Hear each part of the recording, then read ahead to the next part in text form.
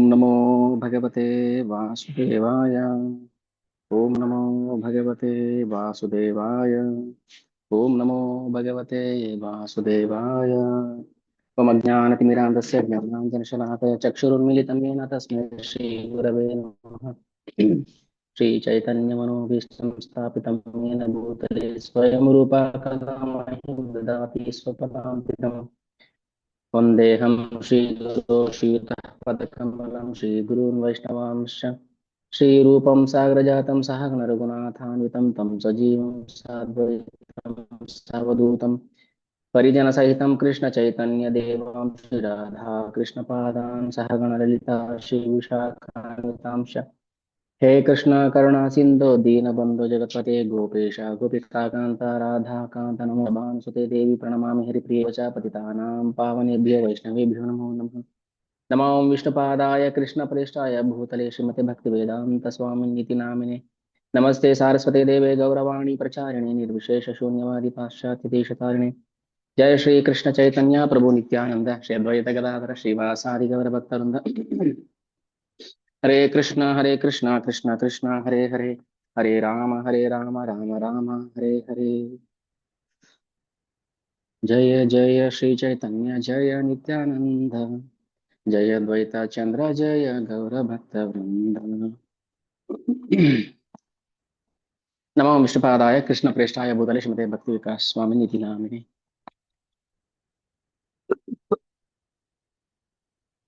ಸಾರಿ ಒಂದು ಸ್ವಲ್ಪ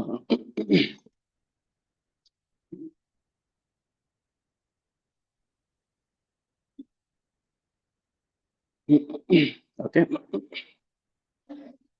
ಶ್ರೀ ಚೈತನ್ಯ ಚರಿತಾಮೃತ ಆದಿಲೀಲಾ ಅಧ್ಯಾಯ 1 ಆಧ್ಯಾತ್ಮಿಕ ಗುರುಗಳು ಕ್ಲಾಸ್ 3. ಸೊ 3ನೇ ಕ್ಲಾಸು. ಮೊದಲ 2 ಕ್ಲಾಸಲ್ಲಿ ನಾವು ಅದರ ಪೀಠಿಕೆ, ಪ್ರಸ್ತಾವನೆ, ಶ್ರೀ ಚೈತನ್ಯ ಚರಿತಾಮೃತದ ಪರಿಚಯ, ಅದರ ಕರ್ತೃ ಶ್ರೀಲ ಕವಿರಾಜ ಕೃಷ್ಣದಾಸ ಗೋಸ್ವಾಮಿಯವರ ಕಿರು ಪರಿಚಯ, ಹೇಗೆ ಭಗವಂತ ಅವರಿಗೆ ಅನುಗ್ರಹ ಮಾಡಿದ ಶ್ರೀ ಚೈತನ್ಯ ಚರಿತಾಮೃತ ರಚಿಸೋದಿಕ್ಕೆ ಮನೆ ಬಿಟ್ಟು ವೃಂದಾವನಕ್ಕೆ ಹೋಗ್ತಾರೆ ಅವರು. ವಯಸ್ಸಾಗಿದೆ, ವೃದ್ಧಾಪ್ಯ, ಕೈ ನಡೀತಾ ಇದೆ, ಸ್ಮೃತಿ ಇಲ್ಲ, ಮೈಲಿ ಶಕ್ತಿ ಇಲ್ಲ. ಹೀಗಿದ್ರು ಭಗವಂತನ ಅನುಗ್ರಹಕ್ಕೋಸ್ಕರ ವೃಂದಾವನದಲ್ಲಿ ಪ್ರಾರ್ಥನೆ ಮಾಡ್ತಾರೆ ಶ್ರೀಲ ಕವಿರಾಜ ಕೃಷ್ಣದಾಸ ಗೋಸ್ವಾಮಿಯವರು. ಮೊದಲಿಗೆ ಅವರು ಆಧ್ಯಾತ್ಮಿಕ ಗುರುಗಳ ಬಗ್ಗೆ ಕೆಲವು ಶ್ಲೋಕಗಳನ್ನ ರಚನೆ ಮಾಡ್ತಾರೆ. ಗುರುಗಳ ಮಹತ್ವವನ್ನ ಮೊದಲು ತಮ್ಮ ಕೃತಿಯಲ್ಲಿ ಒತ್ತು ಕೊಟ್ಟು ಹೇಳ್ತಾರೆ. ಗುರುಗಳ ಮಹತ್ವ, ಗುರುವಿನ ಮಹತ್ವ, ಗುರುಗಳಲ್ಲಿ ಶಿಕ್ಷಾ ಗುರು ಮತ್ತೆ ದೀಕ್ಷಾ ಗುರು, 2 ಬಗೆಯ ಗುರುಗಳು. ಅವರಿಗೆ ಪ್ರಣಾಮಗಳನ್ನು ಮಾಡಬೇಕು. ಮೊದಲು ಮಂಗಳಾಚರಣೆ ಶ್ಲೋಕಗಳನ್ನ ಹಾಡಿದ್ರು. ಮಂಗಳಾಚರಣೆಯಲ್ಲಿ ಭಗವಂತ ಫಸ್ಟ್ ಶ್ಲೋಕ ವಂದೇ ಗುರುನ್ ಈಶ ಭಕ್ತಾನ್ ಈಶಾನ್ ಈಶಾವತಾರಕಾನ್. ಭಗವಂತನ ಭಕ್ತರು, ಗುರುಗಳು, ತತ್ಪ್ರಕಾಶಂಶ ತಚ್ಚಕ್ತಿ ಕೃಷ್ಣ ಚೈತನ್ಯ ಸಂಜ್ಞಕಂ. ಆ ಶಕ್ತಿ, ಆ ಪ್ರಕಾಶ, ಭಗವಂತನ ವಿಲಾಸ ರೂಪಗಳು. ಸೊ ಎಲ್ಲರಿಗೂ ನನ್ನ ಪ್ರಣಾಮಗಳು. ಅದೆಲ್ಲವೂ ಕೂಡ ಭಗವಂತನ ವಿವಿಧ ಶಕ್ತಿಗಳು. ಸೊ ಅದಕ್ಕೆ ಕೃಷ್ಣ ಚೈತನ್ಯ ಸಂಜ್ಞಕಂ. ಆ ಶಕ್ತಿಯ ಹೆಸರೇ ಶ್ರೀಕೃಷ್ಣ ಚೈತನ್ಯ. ಶ್ರೀಕೃಷ್ಣ ಚೈತನ್ಯ ಬೇರೆ ಯಾರು ಅಲ್ಲ, ರಾಧಾ ಮತ್ತು ಕೃಷ್ಣರ ಯುಗಳ ರೂಪ, ಕಂಬೈನ್ಡ್ ಫಾರ್ಮ್.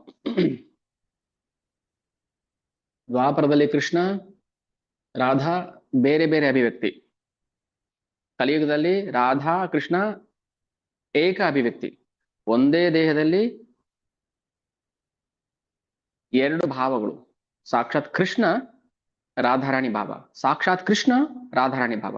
ಸೊ ಇದು ಚೈತನ್ಯ ಮಹಾಪ್ರಭು, ಶ್ರೀ ಚೈತನ್ಯ ಮಹಾಪ್ರಭು. ಆಮೇಲೆ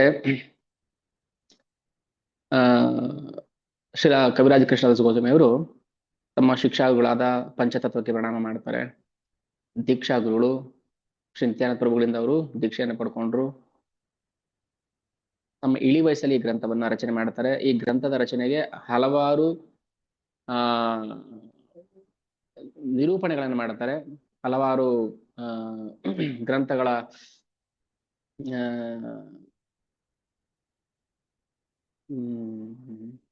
ಏನ್ ಹೇಳ್ಬೋದು ಅದಕ್ಕೆ, ಹಲವಾರು ಗ್ರಂಥಗಳಿಂದ ಸಾಕ್ಷ್ಯಗಳನ್ನ, ಪುರಾವೆಗಳನ್ನ ಕೊಡ್ತಾರೆ. ಯಾವುದನ್ನು ತಥಾಕಥಿತವಾಗಿ ಅಂದ್ರೆ ಮನಸೋ ಇಚ್ಛೆ ಬರ್ದಿದ್ದಲ್ಲ. ಮನಸೋ ಇಚ್ಛೆ ಬರ್ದೇ ಇದನ್ನ ಯಾರು ದೇವರ ಮೇಲೆ ಇಟ್ಟು ಪೂಜೆ ಮಾಡೋದಿಲ್ಲ. ಸಾಕ್ಷಾತ್ ಭಗವಂತನೇ ಬರ್ಸಿದ್ದನ್ನ. ಅದಕ್ಕೆ ಹೆಸರು ಕೊಟ್ಟವನೇ ಭಗವಂತ, ಶ್ರೀ ಚೈತನ್ಯ ಚರಿತಾಮೃತ ಅಂತ. ನಮಗೆ ನಂಬಿಕೆ ಬೇಕು ಅಷ್ಟೇನೆ, ನಂಬಿಕೆ, ಶ್ರದ್ಧೆ. ಮುಂದೆ ಹೇಳ್ತಾರೆ,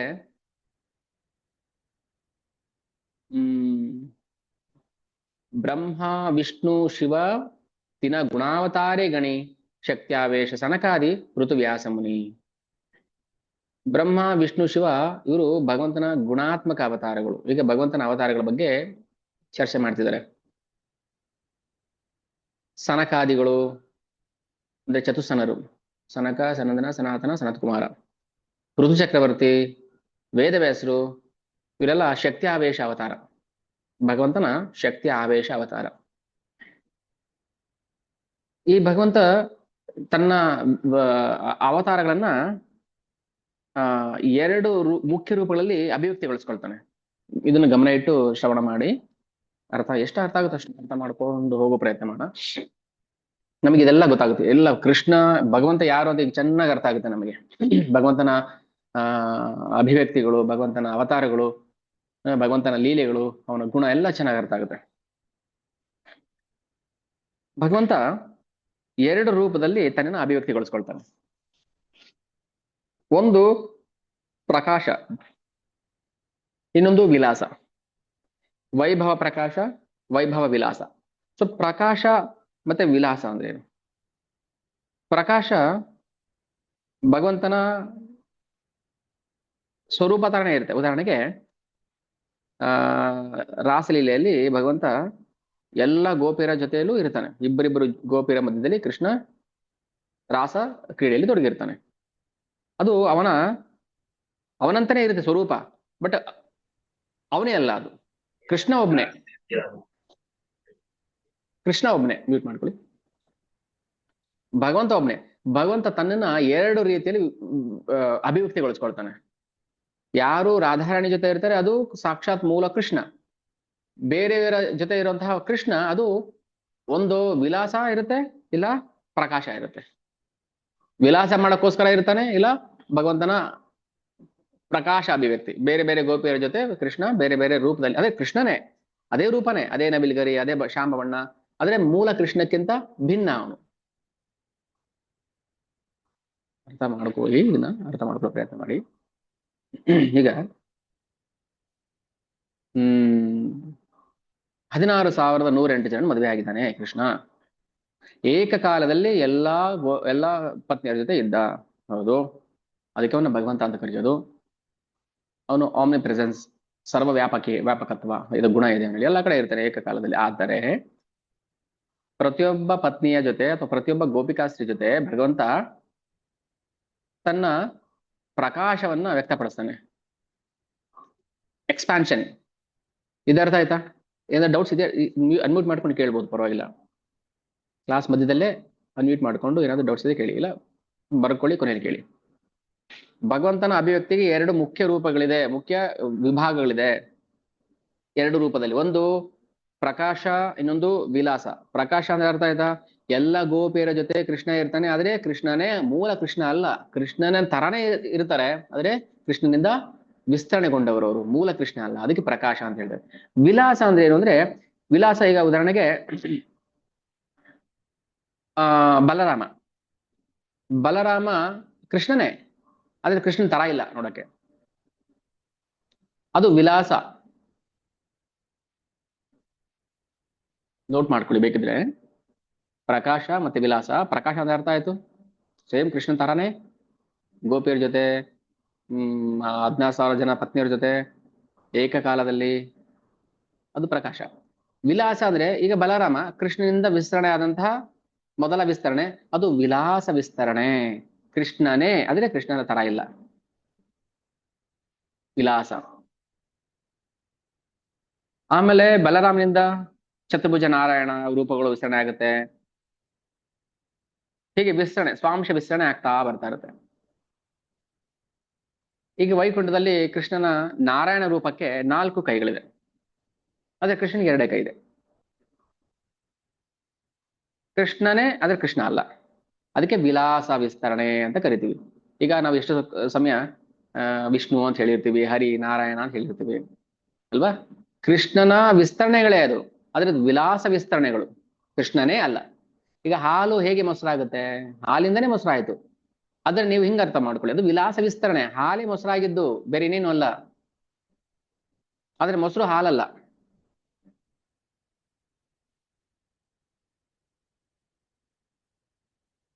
ಇದು ವಿಲಾಸ ವಿಸ್ತರಣೆ. ಹಾಗಾದ್ರೆ ಕೃಷ್ಣ, ವಿಷ್ಣು, ನಾರಾಯಣ, ಹರಿ ಇದೆಲ್ಲ ಹೇಳ್ತೀವಲ್ಲ ನಾವು, ಎಲ್ಲವೂ ಕೂಡ ಕೃಷ್ಣನಿಂದ ವಿಲಾಸ ವಿಸ್ತರಣೆ. ಭಗವಂತ ಏನೋ ಲೀಲೆ ಮಾಡಕ್ಕೆ, ಏನೋ ಒಂದು ಮತ್ಸ್ಯ, ಕೂರ್ಮ, ವರಾಹ, ಇವೆಲ್ಲ ಭಗವಂತನ ವಿಲಾಸ ವಿಸ್ತರಣೆಗಳು. ಅನೇಕ ವಿಸ್ತರಣೆಗಳು, ಸ್ವಾಂಶ ವಿಸ್ತರಣೆ ಅಂತ ಹೇಳಿದ್ದಾರೆ ಅದಕ್ಕೆ. ಹೀಗೆ ಭಗವಂತ ಅನೇಕ ರೂಪಗಳಲ್ಲಿ ವಿಸ್ತರಣೆ ಆಗ್ತಾನೆ, ವಿಸ್ತರಣೆ ಪ್ರಕಟ ಆಗ್ತಾನೆ. ಇದೆಲ್ಲ ಅವನ ಪ್ರಕಾಶ ವಿಗ್ರಹ, ಅರ್ಚಾ ವಿಗ್ರಹ ಅಂತ ಕರಿತೀವಲ್ಲ ಹಾಗೆ. ಸೊ ಭಗವಂತನೇ ಯಾವುದೇ ರೂಪದಲ್ಲಿ ಬಂದ್ರು ಅದು ಭಗವಂತನೇ, ಬಟ್ ಬೇಗ ಒಂದು ವಿಲಾಸಕ್ಕೋ ಅಥವಾ ಇನ್ನೊಂದು ಪ್ರಕಾಶಕ್ಕೋ ವಿಸ್ತರಣೆ ಆಗ್ತಾನೆ. ಹೌದಲ್ಲ. ಈಗ ನಾವು ಭಗವಂತನ ಕರ್ಮಗಳ ರಹಸ್ಯವನ್ನ ಸ್ವಲ್ಪ ಅರ್ಥ ಮಾಡ್ಕೋಬಹುದು ಇವಾಗ. ಇದು ಗೊತ್ತಾದ್ರೆ, ಇದು ಗೊತ್ತಿದ್ರೆ ಮಾತ್ರ ಇಲ್ಲಿ ಅರ್ಥ ಆಗುತ್ತೆ, ಇಲ್ಲ ಏನು ಅರ್ಥ ಆಗೋದಿಲ್ಲ. ಹ್ಮ್ ಹೀಗೆ ಭಗವಂತ ತನ್ನ ಅಂತರಂಗ ಶಕ್ತಿಯಿಂದ, ಭಗವಂತನಿಗೆ ಅಂತರಂಗ ಶಕ್ತಿ, ಬಹಿರಂಗ ಶಕ್ತಿ, ತಟಸ್ಥ ಶಕ್ತಿ ಅಂತ 3 ಮುಖ್ಯ ಶಕ್ತಿಗಳಿದೆ. ಭಗವಂತ ತನ್ನ ಅಂತರಂಗ ಶಕ್ತಿಯಿಂದ ಬೇರೆ ಬೇರೆ ರೂಪದಲ್ಲಿ ವಿಲಾಸಕ್ಕೋಸ್ಕರ ತನ್ನನ್ನ ವಿಸ್ತರಣೆ ಮಾಡ್ಕೊಳ್ತಾನೆ. ಸ್ವರೂಪಂ ಅನ್ಯಾಕಾರಂ ಎತ್ತಸ್ಯ ಭಾತಿ ವಿಲಾಸತಃ. ಸ್ವರೂಪಂ ಅನ್ಯಾಕಾರಂ. ಈಗ ಒಬ್ಬ ಆಕ್ಟರ್ ಇರ್ತಾನೆ, ಅವನು ಈಗ ಈ ಪಿಕ್ಚರ್ಗೆ ಈಗ ರಣಧೀರ ಕಂಠೀರವಾಗೆ ರಣಧೀರ ಕಂಠೀರವ ತರ ವೇಷ ಹಾಕಬೇಕು. ನಾನೊಬ್ಬ ಕಳ್ಳ ಆದ್ರೆ ಕಳ್ಳನ್ ತರ ವೇಷ ಹಾಕಬೇಕು, ಬಟ್ ಅದೇ ವ್ಯಕ್ತಿನೇ. ಅಥವಾ ಯಾವುದೋ ಒಂದು ರೊಮ್ಯಾಂಟಿಕ್ ಹೀರೋ ಆದ್ರೆ ಆ ರೊಮ್ಯಾಂಟಿಕ್ ಹೀರೋ ತರ ವೇಷ ಹಾಕಬೇಕು. ಅಥವಾ ಯಾವುದೋ ಒಂದು ಫೈಟಿಂಗ್ ಸೀನ್ ಬಂದ್ರೆ ಅಥವಾ ಅದಕ್ಕೆ ತಕ್ಕ ಹಾಗೆ ಭಗವಂತ ವೇಷವನ್ನ ಧರಿಸ್ತಾನೆ. ಅದಕ್ಕೆ ಹೇಳಿದ್ರೆ ಸ್ವರೂಪಂ ಅನ್ಯಾಕಾರಂ ಯತ್ ತಸ್ಯ ಭಾತಿ ವಿಲಾಸತಃ. ಒಬ್ನೇ ಆಕ್ಟರ್ ಒಬ್ನೇ ವೇಷ ಹಾಕೊಂಡು ಇಡೀ 100 ಪಿಕ್ಚರ್ ಒಂದೇ ತರ ಮಾಡಿದ್ರೆ ವಿಲಾಸ ಇರುತ್ತೆ, ಅದರಲ್ಲಿ ಬೋರ್ ಆಗುತ್ತೆ, ಅವನಿಗೆ ಬೇಜಾರಾಗ್ಬಿಡುತ್ತೆ. ಅದಕ್ಕೋಸ್ಕರ ಭಗವಂತ ತನ್ನನ್ನೇ ವಿಸ್ತರಣೆ ಮಾಡ್ಕೊಳ್ತಾನೆ ಬೇರೆ ಬೇರೆ ಬೇರೆ ಬೇರೆ ರೂಪಗಳಲ್ಲಿ. ಏನಕ್ಕೋಸ್ಕರ? ತಸ್ಯ ಭಾತಿ ವಿಲಾಸತಃ.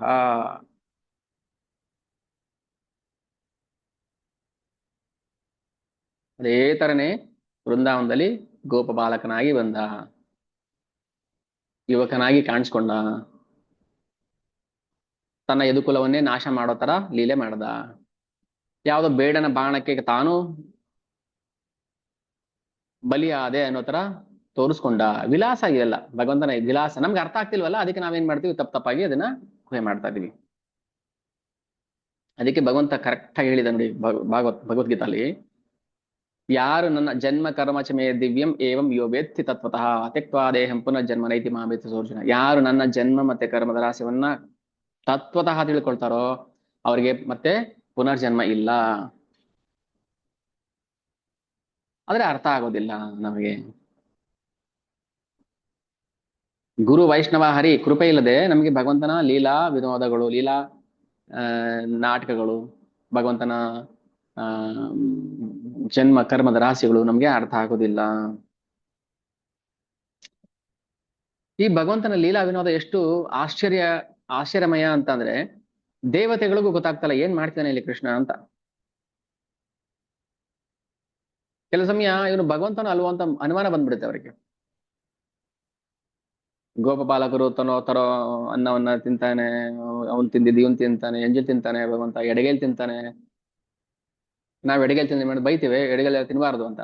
ಆದ್ರೆ ಕೃಷ್ಣ ಎಡಗೈಲ್ ತಿಂತಾನೆ. ಇದು ಲೀಲಾ ವಿಲಾಸ, ಅದು ಅವನ ಇಷ್ಟ, ನಾವಂಗ್ ಮಾಡ್ಬಾರ್ದು. ಅದಕ್ಕೆ ಭಗವಂತ ಲೀಲಾ ವಿಗ್ರಹಗಳ ವಿಸ್ತರಣೆ ಮಾಡ್ಕೊಳ್ತಾನೆ. ಆ ಲೀಲಾ ವಿಗ್ರಹಗಳೇನು? ಬಲರಾಮ ಆಗಿರ್ಬೋದು, ಸಂಕರ್ಷಣ ಆಗಿರ್ಬೋದು, ನಾರಾಯಣ ಆಗಿರ್ಬೋದು, ಇವೆಲ್ಲ ಭಗವಂತನ ಲೀಲಾ ವಿಗ್ರಹಗಳ ನಿದರ್ಶನ.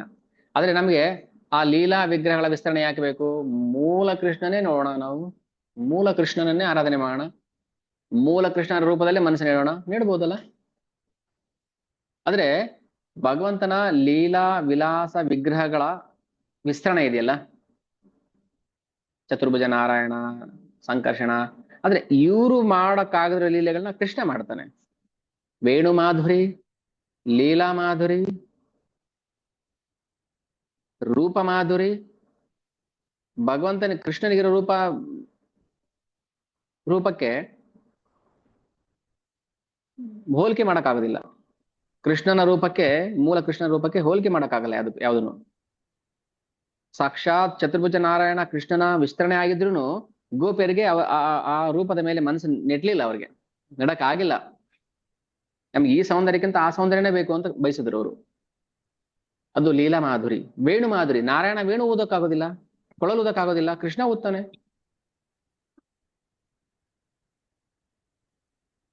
ನಾರಾಯಣ ವಿಷ್ಣು ಮಾಡೋ ಎಲ್ಲ ಕೆಲಸನೂ ಕೃಷ್ಣ ಮಾಡ್ತಾನೆ, ಆದ್ರೆ ಕೃಷ್ಣ ಮಾಡೋ ಎಲ್ಲ ಕೆಲಸ ವಿಷ್ಣು ನಾರಾಯಣನು ಮಾಡಕ್ಕಾಗಲ್ಲ.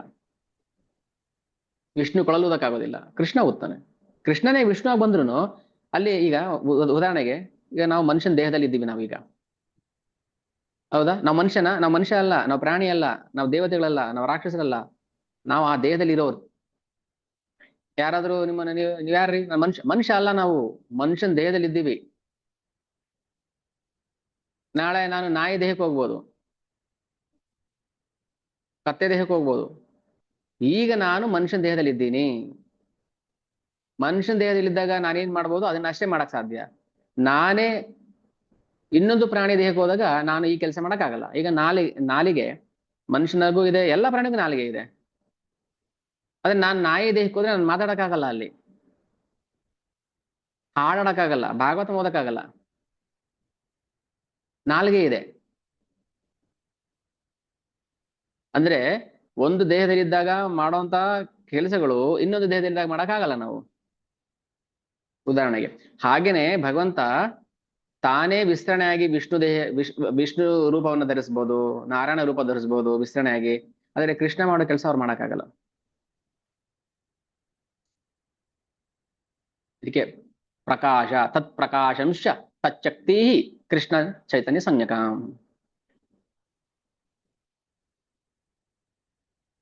ಈಗ ನಾವು ನೇರವಾಗಿ ವೃಂದಾವನ ಬರೋಣ. ವೃಂದಾವನದಲ್ಲಿ ಕೃಷ್ಣ ಜೊತೆ ಸಂಗಡಿಗರಿದ್ರು, ಗೋಪ ಬಾಲಕರಿದ್ರು, ಗೋಪಕುಮಾರಿಯರಿದ್ರು. ಇವರೆಲ್ಲರೂ ಕೃಷ್ಣನ ವೈಯಕ್ತಿಕ ಸಹಚರರು, ಪರ್ಸನಲ್ ಅಸೋಸಿಯೇಟ್ಸ್. ಅವನ ಭಕ್ತರು, ಅವನಿಗೆ ಸಮಾನರು. ಕೃಷ್ಣನ ಭಕ್ತರು ಕೃಷ್ಣನಿಗೆ ಸಮಾನರು. ಯಾವ ರೂಪದಲ್ಲಿ? ಗುಣದಲ್ಲಿ.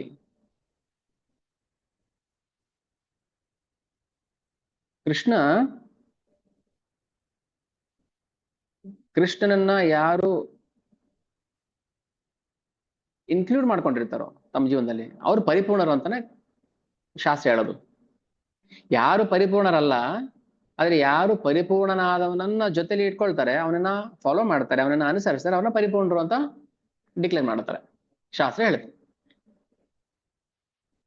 ಭೌತಿಕದಲ್ಲಿ ಅವನು ಎಷ್ಟೇ ಪರಿಪೂರ್ಣತೆಯನ್ನು ಪಡೆದರೂ ಕೂಡ ಅದು ಅಪರಿಪೂರ್ಣನೇ ಅಂತಾನೆ ಅರ್ಥ. ಅದಕ್ಕೆ ನಾವು ಭಗವಂತನ ಭಕ್ತರನ್ನ ಭಗವಂತನ ಹಾಗೇನೆ ನಾವು ಪೂಜಿಸ್ಬೇಕು, ಕಾಣಬೇಕು, ಅವರನ್ನ ಪರಿಪೂರ್ಣರು ಅಂತಾನೆ ಭಾವಿಸ್ಬೇಕು, ನಾವು ಅವರ ಸೇವೆ ಮಾಡ್ಬೇಕು. ಹೀಗೆ ಕವಿರಾಜ ಕೃಷ್ಣದಾಸ ಗೋಸ್ವಾಮಿ ಅವರು ಈ ಎಲ್ಲ ಹಂತದ ಭಕ್ತರನ್ನ ಆರಾಧನೆ ಮಾಡ್ತಾರೆ, ಪೂಜೆ ಮಾಡ್ತಾರೆ. ಇದು ವೃಂದಾವನ ವಾಸಿಗಳ, ವ್ರಜವಾಸಿಗಳ ಮಹಿಮೆ. ಆಮೇಲೆ ವ್ರಜೆ ಯೇ ವಿಹರೆ ಪೂರ್ವೆ ಕೃಷ್ಣ ಬಲರಾಮ ಕೋಟಿ ಸೂರ್ಯ ಚಂದ್ರ ಜಿನಿ ದೋನ್ಹಾರ ನಿಜಧಾಮ ಸೇ ದುಯಿ ಜಗತೇರ ಹಾಯಿಯ ಸದಯ ಗೌಡ ದೇಶ ಪೂರ್ವ ಶೈಲೆ ಕರಿಲಾ ಉದಯ. ವೃಂದಾವನದಲ್ಲಿ ಕೃಷ್ಣ ಬಲರಾಮರು ಹೇಗ್ ಕಾಣಿಸ್ತಾ ಇದೆ ಅಂದ್ರೆ ಸೂರ್ಯ ಚಂದ್ರಗಿಂತ ಕೋಟಿ ಪಟ್ಟು ಪ್ರಕಾಶ ಅಂತೆ ಅವರಿಗೆ. ಕೋಟಿ ಸೂರ್ಯ ಚಂದ್ರ ಚಿನಿ ದೋನಹಾರ ನಿಜಧಾಮ. 1000 ಕೋಟಿ ಸೂರ್ಯರ ಬೆಳಕಿಗಿಂತಲೂ ಪ್ರಕಾಶಮಾನವಾಗಿ ವ್ರಜಧಾಮದಲ್ಲಿ ಲೀಲೆ ಮಾಡ್ತಾ ಇದ್ರು. ಅದೇ ಕೃಷ್ಣ ಬಲರಾಮರೇ ಗೌಡ ದೇಶದಲ್ಲಿ ಅಂದ್ರೆ ಗೌಡಿಯ ಪ್ರಾಂತ್ಯ ಬಂಗಾಲದಲ್ಲಿ ಚೈತನ್ಯ ಮಹಾಪ್ರಭು ಮತ್ತೆ ನಿತ್ಯಾನಂದ ಪ್ರಭುಗಳಾಗಿ ಅವತಾರ ಮಾಡಿದ್ದಾರೆ.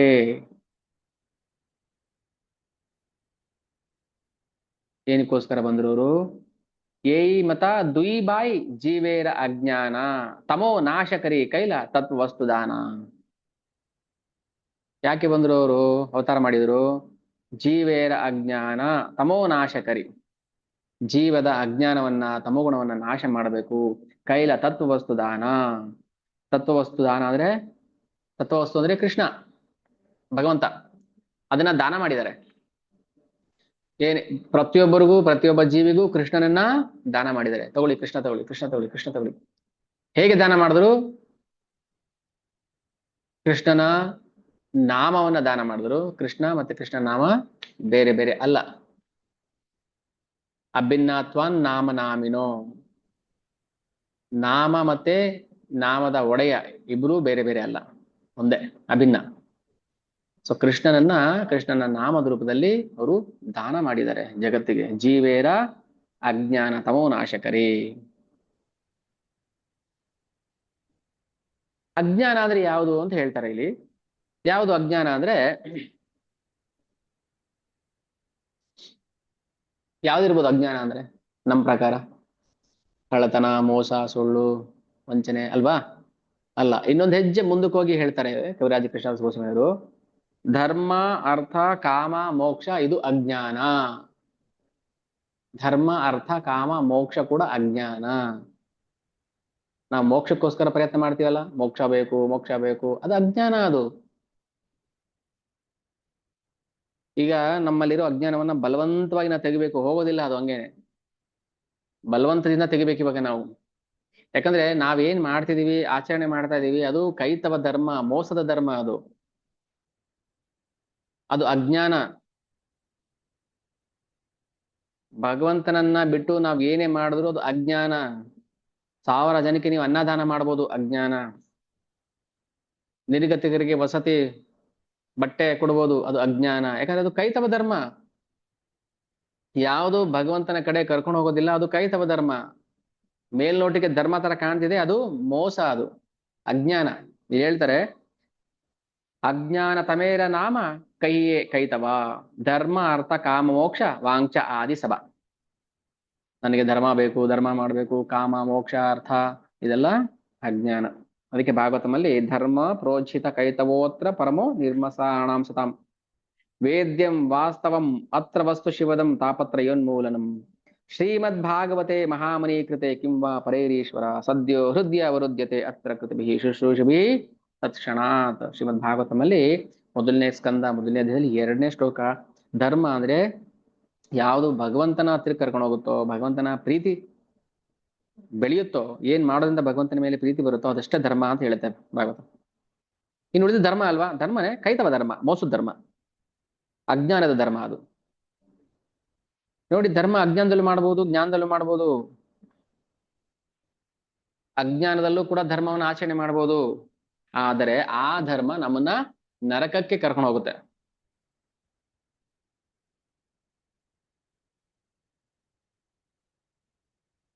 ಎಲ್ಲ ತೆಗಿಬೇಕು ಇವಾಗ ನಾವು.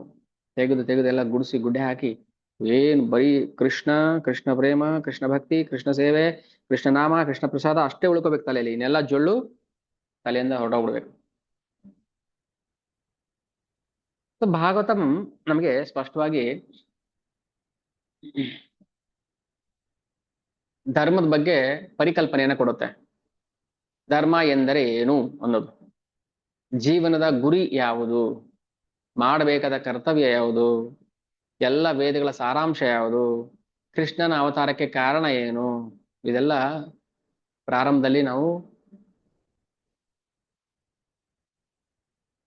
ಅರ್ಥ ಮಾಡ್ಕೋಬೇಕು. ಭಾಗವತದಲ್ಲಿ ಮೊದಲೇ ಹೇಳ್ಬಿಟ್ಟಿದ್ದಾರೆ ಇದು. ಧರ್ಮ ಅಲ್ಲಿ 2 ಬಗೆ, 2 ಮುಖ ಇರುತ್ತೆ. ಜ್ಞಾನದಿಂದ ಧರ್ಮ ಆಚರಣೆ ಮಾಡ್ಬೋದು, ಅಜ್ಞಾನದಿಂದನೂ ಧರ್ಮ ಆಚರಣೆ ಮಾಡ್ಬೋದು. ಬಹುತೇಕರು 99.9% ಈ ಜಡ ಭೌತಿಕ ಜಗತ್ತಲ್ಲಿ ಧರ್ಮದ ಹೆಸರಲ್ಲಿ ಮಾಡ್ತಾ ಇರೋದೆಲ್ಲವೂ ಕೂಡ ಅಜ್ಞಾನದ ಧರ್ಮ. ಚೈತನ್ಯ ಚರಿತಾಮೃತ ನಮ್ಗೆ ಇನ್ನೂ ಬೆಳಕು ಚೆಲ್ಲುತ್ತೆ ಧರ್ಮದ ಮೇಲೆ. ಧರ್ಮ ಧರ್ಮ ಸ್ವನುಷ್ಠಿತಾತ್ವಂಸಂ ವಿಶ್ವಕ್ಸೇನ ಕಥಾಸುಯ ನೋತ್ಪಾದಯೇದಿರತಿಂ ಶ್ರಮ ಏವ ಹಿ ಕೇವಲಂ. ಯಾವುದು ಅದೋಕ್ಷಜನ ಮೇಲೆ ಪ್ರೀತಿ ಬರುತ್ತೋ, ಕೃಷ್ಣನ ಕಥೆಯನ್ನ ಕೇಳ್ತಾ ಕೇಳ್ತಾ ಭಗವಂತನ ಮೇಲೆ ಪ್ರೀತಿ ಬರುತ್ತೋ, ಅದೇ ಧರ್ಮ, ಪರಮ ಧರ್ಮ. ಉಳಿದಿದ್ದೆಲ್ಲ ಕೇವಲ ಕೈತವ ಧರ್ಮ.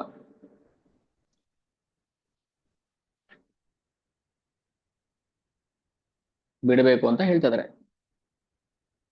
ಅದರಲ್ಲಿ ಮೊದಲನೇ ಎರಡು, ಜ್ಞಾನಕಾಂಡ ಮತ್ತೆ ಕರ್ಮಕಾಂಡ, ಅಸಂಖ್ಯಾತ ದೇವರುಗಳನ್ನ ಪೂಜನೆ ಮಾಡುವಂಥದ್ದು. ಇದು ಅಪಾಯಕಾರಿ. ಸ್ಟೇಟ್ಮೆಂಟ್ ನೋಡಿ ಹೇಗಿದೆ. ಸ್ಟೇಟ್ಮೆಂಟ್ ಕೇಳಿದ್ರೆ ನಮಗೆ ಭಯ ಆಗುತ್ತೆ ಅಲ್ವಾ. ಕರ್ಮಕಾಂಡ, ಜ್ಞಾನಕಾಂಡ ಪ್ಲಸ್ ಅಸಂಖ್ಯಾತ ದೇವತೆಗಳನ್ನ ಪೂಜೆ ಮಾಡೋದು, ಇದು ಅಪಾಯಕಾರಿ.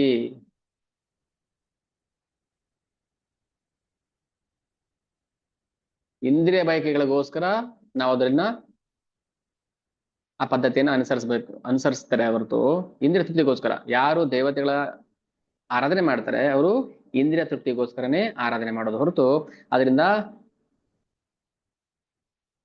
ಭಗವತ್ ಪ್ರೇಮ ಪ್ರಾಪ್ತಿ ಆಗೋದಿಲ್ಲ.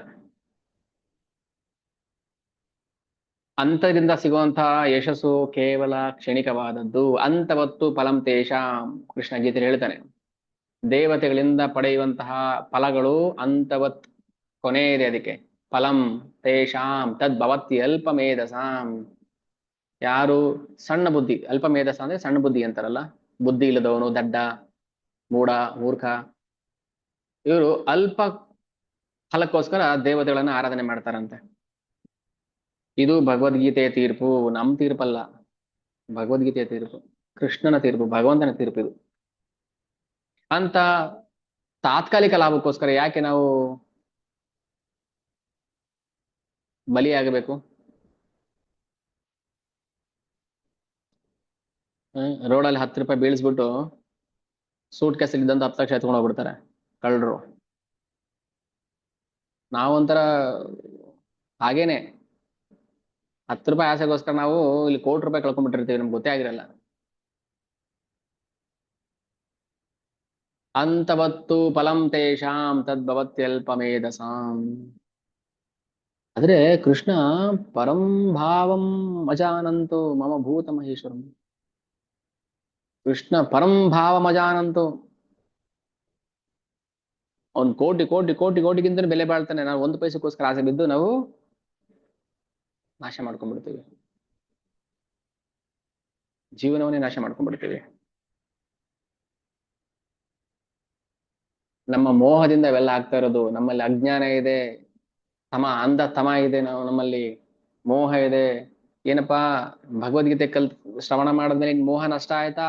ಹಾ, ನಷ್ಟೋ ಮೋಹ ಸ್ಮೃತಿರ್ಲಬ್ಧ್ವಾ ತ್ವತ್ಪ್ರಸಾದಾನ್ಮಯಾಚ್ಯುತ ಸ್ಥಿತೋಸ್ಮಿಕತ ಸಂದೇಹ ಕರಿಷ್ಯೆ ವಚನಂ ತವ. ಆಯ್ತಾಯ್ತು, ನನ್ನ ಮೋಹ ಎಲ್ಲ ನಷ್ಟ ಆಯ್ತು, ನಾನೀಗ ನನ್ನ ಸಂದೇಹಗಳನ್ನೆಲ್ಲ ಕಳ್ಕೊಂಡ್ಬಿಟ್ಟಿದ್ದೀನಿ, ನನ್ನ ತಲೆ ಈಗ ಕ್ಲಿಯರ್ ಆಗ್ಬಿಟ್ಟಿದೆ, ಬ್ರೈನ್ ವಾಶ್ ಮಾಡಿದ್ಯಾ ನೀನ್ ಚೆನ್ನಾಗಿ ನನಗೆ.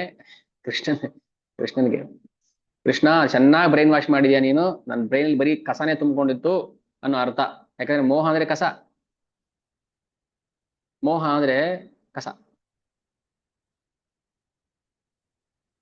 ಯದಾತೆ ಮೋಹ ಕಲಿಲಂ ಬುದ್ಧಿರ್ ವ್ಯತಿತರ್ಷ್ಯತಿ. ಯದಾತೆ ಮೋಹ ಕಲಿಲಂ, ಸ್ಟಾರ್ಟಿಂಗ್ ಅಲ್ಲಿ ಹೇಳ್ತಾನೆ ಕೃಷ್ಣ, 2nd ಚಾಪ್ಟರ್. ನಮ್ಮ ತಲೆಯಲ್ಲಿ ಮೋಹ ಕಲಿಲ ಅಂದ್ರೆ ಕಲ್ಮಶ, ಕಸ, ಗಲೀಜ್ ತುಂಬಿಕೊಂಡಿದೆ, ಅದಕ್ಕೆ ನಮ್ಗೆ ಗೊತ್ತಾಗ್ತಾ ಇಲ್ಲ ಅಷ್ಟೇನೆ. ಕಣ್ಣಿಗೆ ಪೊರೆ ಬಂದಿದೆ, ಡಾಕ್ಟರ್ ಹತ್ರ ಹೋಗಿ, ಆಪ್ಥಾಲ್ಮಾಲಜಿಸ್ಟ್, ಡಾಕ್ಟ್ರೇ ಯಾಕೋ ಕಣ್ಣು ಪೊರೆ ಆಗ್ಬಿಟ್ಟಿದೆ, ಕಾಣ್ತಾ ಇಲ್ಲ, ಕಣ್ಣು ಕಿತ್ಬಿಟ್ಟು ಬೇರೆ ಕಣ್ಣು ಹಾಕ್ಬೇಕಾ? ಬೇಡ ಬೇಡ, ಅದ್ರಲ್ಲಿ ಪೊರೆ ಇದೆ, ಒಂಚೂರು ತೆಗೆದ್ಬಿಟ್ರೆ ಸಾಕು. ಹೌದಾ? ಈಸಿ, ಅರ್ಧ ಗಂಟೆ ಕೆಲಸ ಅದು ಅಷ್ಟೇ. ಬನ್ನಿ ಒಂದಿನ ಆಪರೇಷನ್ ಮಾಡ್ತೀವಿ, ಕಣ್ಣು ಪೊರೆ ತೆಗೆದ್ಬಿಡ್ತೀವಿ, ಒಂದು ಗ್ಲಾಸ್ ಕೊಡ್ತೀವಿ, ಚೆನ್ನಾಗಿ ಕಾಣಿಸುತ್ತೆ, ಹೌದಾ? ನಾವೇನು ಕಣ್ಣು ಗುಡ್ಡೆನೇ ತೆಗೆದ್ಬಿಟ್ಟು ಬೇರೆ ಗುಡ್ಡೆ ಹಾಕ್ಬೇಕು ಅನ್ಕೊಂಡಿದ್ವಲ್ಲ. ಅಯ್ಯೋ, ಅಷ್ಟು ಯಾಕೆ ತಲೆ ಕೆಡ್ಸ್ಕೊತೀರಾ? ಅದು ಮೂರ್ಖರು ಮಾಡೋ ಕೆಲಸ ಅದು. ಹಾಗೇನೆ ನಮ್ಮ ಅಜ್ಞಾನದ ಪರನ ಹರಿಬೇಕು. ಅಜ್ಞಾನೇನಾವೃತಂ ಜ್ಞಾನಂ ತೇನ ಮುಹ್ಯಂತಿ ಅಂತಹ ಕೃಷ್ಣ ಗೀತೆ. ನಮ್ಮ ಅಜ್ಞಾನವನ್ನ ಮೋಹ ಅನ್ನೋದು ಕವರ್ ಮಾಡ್ಬಿಟ್ಟಿದೆ. ಅದನ್ನ ಅರಿಬೇಕು ಇವಾಗ ಅಷ್ಟೇ ನಾವು.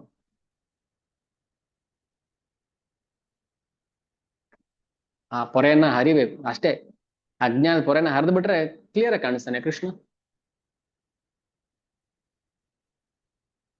ಆಗ ನಷ್ಟೋ ಮೋಹ ಸ್ಮೃತಿರ್ಲಬ್ಧ್ವಾ ತ್ವತ್ಪ್ರಸಾದಾನ್ ಮಯಾಚ್ಯುತ. ಹೇ ಕೃಷ್ಣ, ನಿನ್ನ ಕೃಪೆಯಿಂದ ನನಗೆ ಮೋಹನಾಶ ಆಯಿತು. ನಿನ್ನ ಕೃಪೆಯಿಂದ ನನಗೆ ಮೋಹನಾಶ ಆಗಿದ್ದು ನನ್ನ ಪ್ರಯತ್ನದಿಂದ ಅಲ್ಲ, ನಿನ್ನ ಕೃಪೆಯಿಂದ.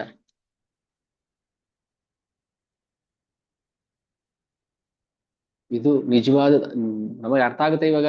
ಓದ್ತಾ ಓದ್ತಾ ನಾವೇನ್ ಬಲವಂತ ಮಾಡಿ ಹೇಳೋ ಅವಶ್ಯಕತೆ ಇಲ್ಲ, ತಾನಾಗಿ ಅರ್ಥ ಆಗುತ್ತೆ ಅದು. ನೆಕ್ಸ್ಟ್ ಹೇಳ್ತಾರೆ, ತಾರ ಮಧ್ಯೆ ಮೋಕ್ಷವಾಂಚ ಕೈತವ ಪ್ರಧಾನ. ಮೋಕ್ಷ ಬೇಕು, ಮೋಕ್ಷ ಬೇಕು, ನಾನ್ ಭಗವಂತನಲ್ಲಿ ಲೀನ ಆಗ್ಬೇಕು, ನಾನ್ ಭಗವಂತನಲ್ಲಿ ಒಂದಾಗ್ಬಿಡ್ಬೇಕು. ಸಮುದ್ರ ನದಿ ಸಮುದ್ರದಲ್ಲಿ ಒಂದಾಗೋ ತರ.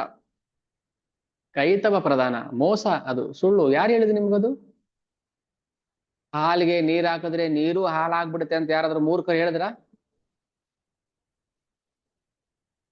ಹಾಲ್ಗೆ ನೀರ್ ಹಾಕೋರ್ಗೆ ಬುದ್ಧಿ ಇಲ್ಲ.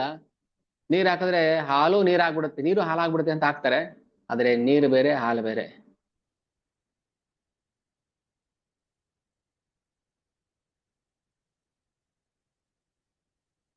ಇದು ಕೈತವ, ಮೋಸ.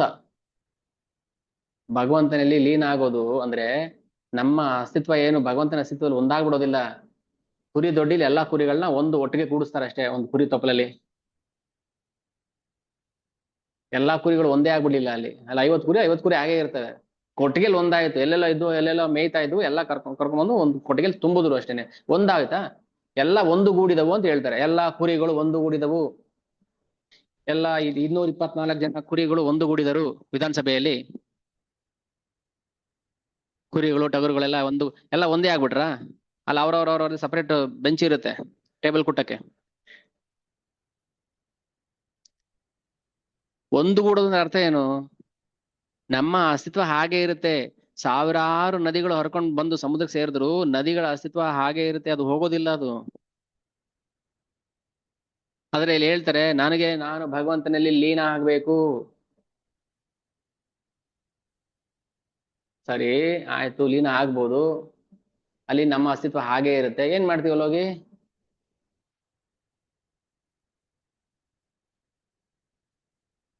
ಸೇವೆ ಮಾಡಕ್ಕೆ ಅವಕಾಶ ಇದೆಯಾ ಅಲ್ಲಿ? ಭಗವಂತನ ಲೀನ ಆಗ್ಬಿಟ್ರೆ, ಸಾಯುಜ್ಯ ಮುಕ್ತಿ ಪಡ್ಕೊಂಡ್ರೆ ನಮ್ಗೆ ಭಗವಂತನ ಸೇವೆ ಮಾಡ್ಬೋದಾ? ಗುಣಗಾನ ಮಾಡ್ಬೋದಾ? ಕೀರ್ತನೆ ಮಾಡ್ಬೋದಾ? ನೃತ್ಯ ಮಾಡ್ಬೋದಾ? ಭಾಗವತ ಓದ್ಬೋದಾ? ಏನು ಮಾಡಂಗಿಲ್ಲ ಅಲ್ಲಿ. ಮತ್ತೆ ಆ ಮೋಕ್ಷ ತಗೊಂಡು ಏನ್? ಕೈತವ ಪ್ರಧಾನ, ಮೋಸ ಅದು. ಯಾಹ ಹೈತೆ ಕೃಷ್ಣ ಭಕ್ತಿ ಹಯ ಅಂತರ್ಧಾನ. ಯಾಕಂದ್ರೆ ಅಲ್ಲಿ ಕೃಷ್ಣ ಭಕ್ತಿ ಮಾಡಕ್ ಆಗೋದಿಲ್ಲ. ಹೈತೆ ಆತರ ಏನಾದ್ರು ಆಯ್ತು ಅಂದ್ರೆ, ಭಗವಂತನಲ್ಲಿ ಒಂದಾಗ್ಬಿಟ್ರೆ ಕೃಷ್ಣ ಭಕ್ತಿ ಹಯ ಅಂತರ್ಧಾನ. ಎಲ್ಲಿ ಕೃಷ್ಣ ಭಕ್ತಿ ಮಾಡಕ್ ಆಗಲ್ಲ ಅಲ್ಲಿ. ಎಲ್ಲಿ ಕೃಷ್ಣ ಭಕ್ತಿ ಮಾಡಕ್ ಆಗೋದಿಲ್ಲ, ಅದು ಸ್ವರ್ಗ ಆದ್ರೂ ಅಷ್ಟೇ, ನರಕ ಆದ್ರೂ ಅಷ್ಟೇ, ಏನಾದ್ರು ಸರಿ, ಅದು ಕೈತವ.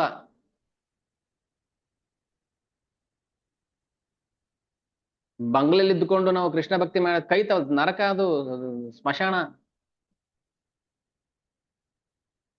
ಅಲ್ಲ, ಸಾಯುಜ್ಯ ಮುಕ್ತಿ ಪಡ್ಕೊಂಡ್ರೇನೆ ಅದು ವೇಸ್ಟ್, ವ್ಯರ್ಥ ಅಂತ ಹೇಳ್ತಿದ್ದಾರೆ ಶಾಸ್ತ್ರದಲ್ಲಿ.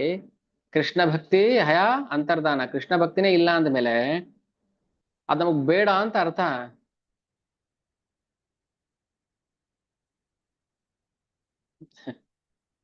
ಅದಕ್ಕೆ ಶ್ರೀಮದ್ ಭಾಗವತಂ ಸ್ಪಷ್ಟವಾಗಿ ಹೇಳುತ್ತೆ, ಪ್ರಶಬ್ದೇನ ಮೋಕ್ಷಾಭಿ ಸಂಧಿರಪಿ ನಿರಸ್ತ ಇತಿ.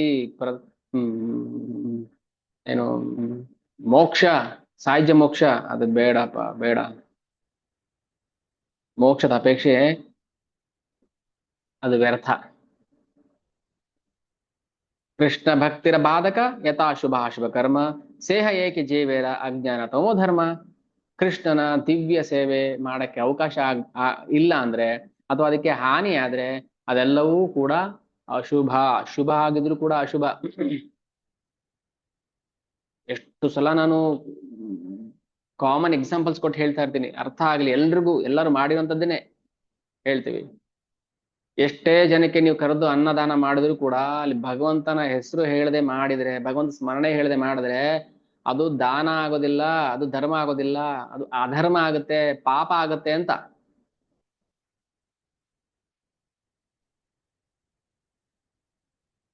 ಕೃಷ್ಣ ಪ್ರಜ್ಞೆ ಇಲ್ಲದೆ ಯಾರು ಏನೇ ಮಾಡುದು ಅದು ಪಾಪನೇ.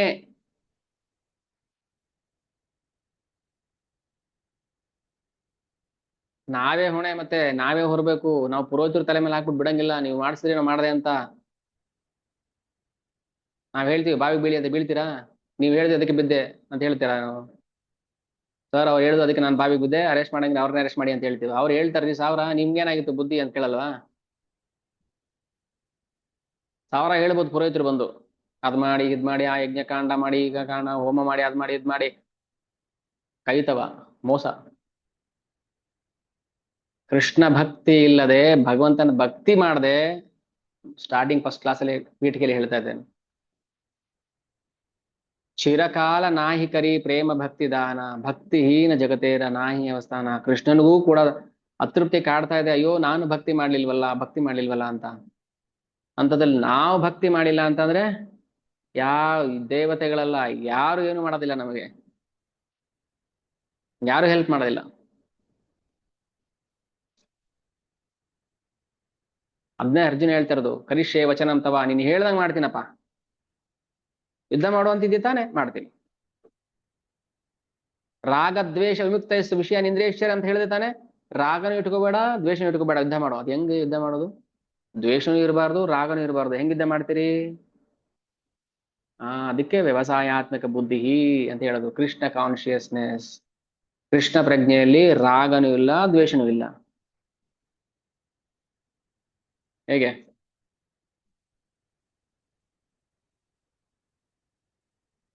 ಹ್ಮ್ ರಾಗ ದ್ವೇಷ ವಿಮುಕ್ತೈಸ್ತು ವಿಷಯಾನ್ ಇಂದ್ರಿಯೈಶ್ಚರನ್. ಇಂದ್ರಿಯಗಳ ವಿಷಯಗಳಿಂದ, ಅಂದ್ರೆ ಇಂದ್ರಿಯಗಳು ಏನ್ ಬಯಸುತ್ತೋ ಅದನ್ನ, ಅದ್ರಲ್ಲಿ ರಾಗನೂ ಇರಬಾರ್ದು, ದ್ವೇಷನೂ ಇರಬಾರ್ದು. ನನಗಿದ್ ಬೇಡ, ಚೆನ್ನಾಗಿಲ್ಲ, ವಾವ್ ಚೆನ್ನಾಗಿದೆ, ಎರಡು ಬೇಡ.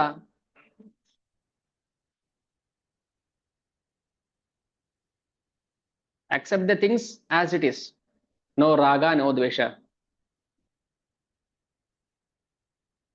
ಹೇಗಿರುತ್ತೆ ಅದು? ಅಟ್ಯಾಚ್ಮೆಂಟ್ ಇರಬಾರ್ದು, ಅದ್ರ ಮೇಲೆ ಡಿಟ್ಯಾಚ್ಮೆಂಟ್ ಇರಬಾರ್ದು. ಅದನ್ನ ಕಲಿಬೇಕು, ನಾವು ಪ್ರಾಕ್ಟೀಸ್ ಮಾಡ್ಬೇಕು. ಇದು ಇನ್ ಡೆಪ್ತ್ ವಿಷಯಗಳಿದು. ಭಗವದ್ಗೀತಾ ಕಲ್ತ್ಕೊಂಡು, ಭಾಗವತಂ ಅರ್ಥ ಮಾಡ್ಕೊಂಡು, ಆಮೇಲೆ ಚೈತನ್ಯ ಚರಿತಾಮೃತ ಅರ್ಥ ಮಾಡ್ಕೋಬೇಕು. ಖಂಡಿತ ಭಗವಂತ ಅರ್ಥ ಮಾಡಿಸ್ತಾನೆ. ನಾವು ಸಮಾಧಾನವಾಗಿ ಅರ್ಥ ಮಾಡ್ಕೊಂಡು ನಿಧಾನಕ್ಕೆ ಮೆಲ್ಕ್ ಹಾಕೊಂಡು ಹೋಗ್ಬೇಕು.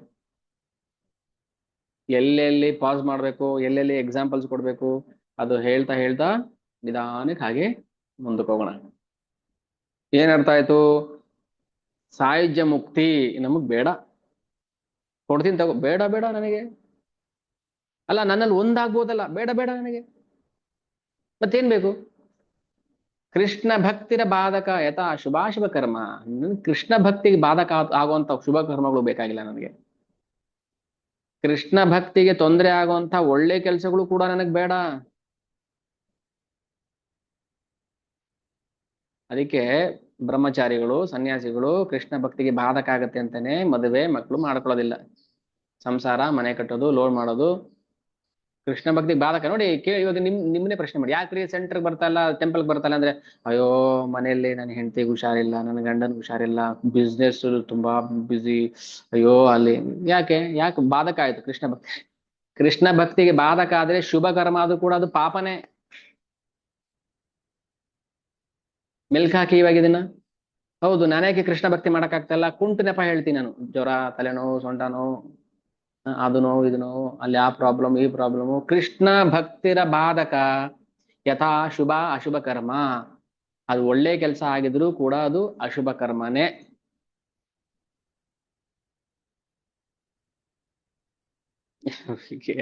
ಹಿಂಗೆ ಅರ್ಥ ಮಾಡ್ಕೊಳ್ಳೋದಪ್ಪ ಇದು. ಕೃಷ್ಣ ಭಕ್ತಿ ಮಾಡ್ಬೇಕು, ಹರಿನಾಮ ಸಂಕೀರ್ತನೆ ಮಾಡ್ಬೇಕು, ಬನ್ನಿ. ಇಲ್ಲ ಶಿವರಾತ್ರಿ ಶಿವನ್ ಪೂಜೆ ಮಾಡ್ಬೇಕು, ಬಾಧಕ. ಹೌದಾ? ಎಲ್ಲಿ ಪ್ರೂಫ್ ಕೊಡಿ ನನಗೆ. ಹೌದು, ಪ್ರೂಫ್ ಎಷ್ಟು ಸಲ ಕೊಟ್ಟಿದ್ದೀನಿ ನಾನು ನಿಮಗೆ.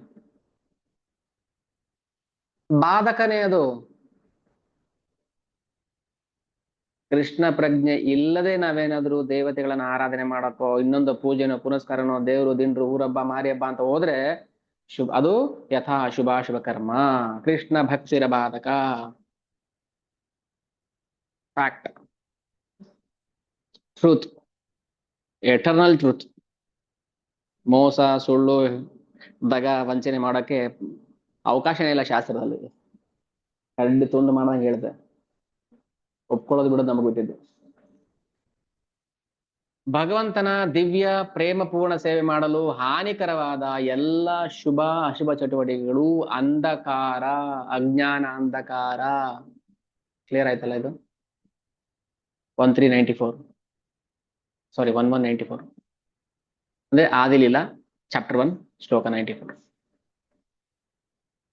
ಆದ್ರೆ ಆ ಅಂಧಕಾರ ಹೋಗಿಸ್ಬೋದು, ನಾವು ಹೋಗಿಸ್ಬೋದು. ಹೇಗೆ? ನಾವು ಪಂಚತತ್ವ ಪ್ರಣಾಮ ಮಾಡಬೇಕು.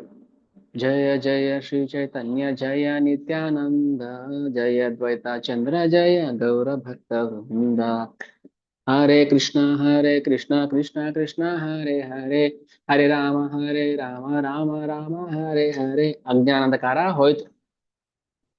ಅದು ಬಿಟ್ಟು ಏನೇ ಮಾಡಿದ್ರು ಕೂಡ ಅಜ್ಞಾನ ಜಾಸ್ತಿ ಆಗತ್ತೆ ಹೊರತು ಕಮ್ಮಿ ಆಗೋದಿಲ್ಲ. ಜ್ವರಕ್ಕೆ ನೀವು ತಲೆನೋವಾಗುತ್ತೆ, ದಿನಾ ತಲೆನೋವು ಮಾತ್ರ. ಜ್ವರ ಹೋಗ್ತಾನೆ ಇಲ್ಲ ಡಾಕ್ಟ್ರೆ, ಯಾಕೋ ಜ್ವರ ಹೋಗ್ತಾ ಇಲ್ಲ? ಹೋಗಲ್ಲ. ಅದು ಯಾಕೆ? ನೀವು ಜ್ವರಕ್ಕೆ ಮಾತ್ರೆ ತಗೋತಾ ಇಲ್ಲ, ಮತ್ತೆ ಕೆಮ್ಮುದ ಮಾತ್ರೆ ತಿಂತಾ ಇದ್ದಾರೆ ನೀವು, ಜ್ವರ ಎಲ್ಲ ಹೋಗುತ್ತೆ?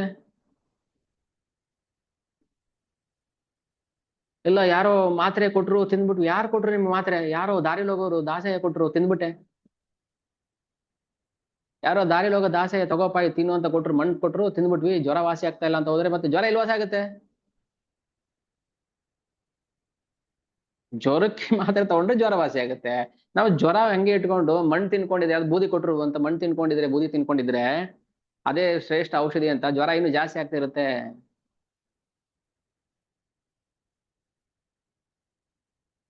ಅಜ್ಞಾನಕ್ಕೆ ಹೀಗೆ ಮದ್ದು ಕೊಡಬೇಕು.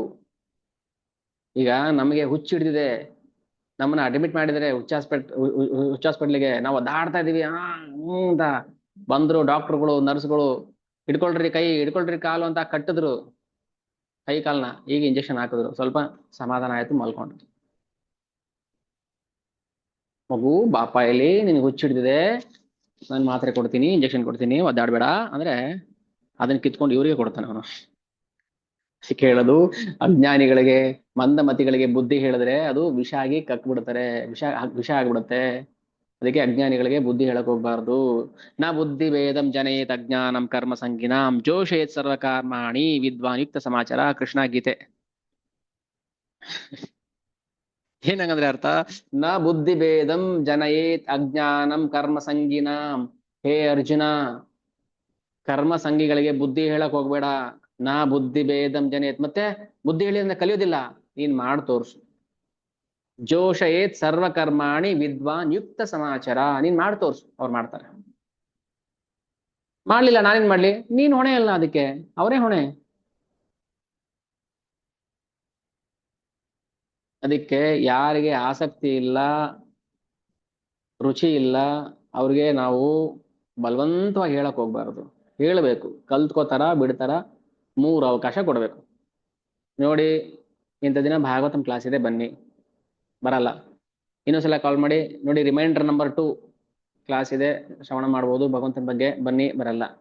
ರಿಮೈಂಡರ್ ನಂಬರ್ 3 ಇನ್ನೇನು ಮಾಡಕ್ಕಾಗಲ್ಲ, ನಾವು ಬಿಟ್ಬಿಡ್ಬೇಕಷ್ಟೇ. ಕೇಳೋರ್ಗಷ್ಟೇ ಹೇಳಬೇಕು.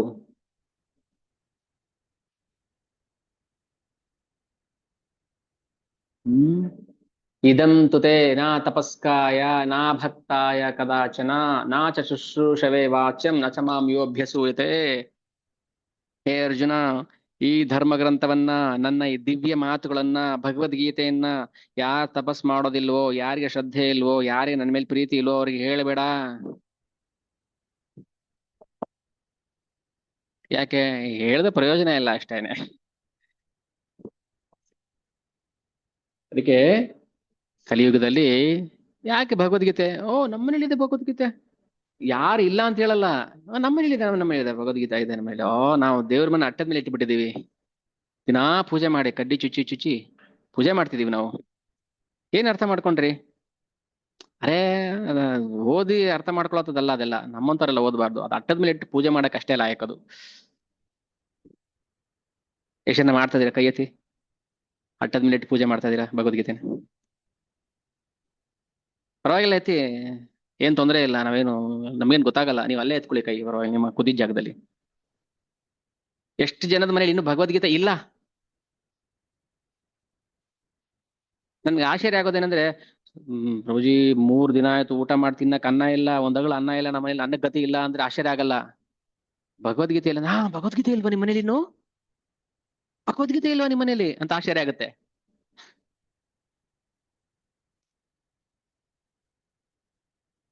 ತಿನ್ನಕ್ ಅನ್ನ ಇಲ್ಲ, ಉಡಕ್ ಒಡವೆ ವಸ್ತ್ರ ಇಲ್ಲ, ಇರಕ್ ಮನೆ ಇಲ್ಲ, ಗಾಡಿ ಇಲ್ಲ ಅಂದ್ರೆ ಆಶ್ಚರ್ಯ ಆಗಲ್ಲ.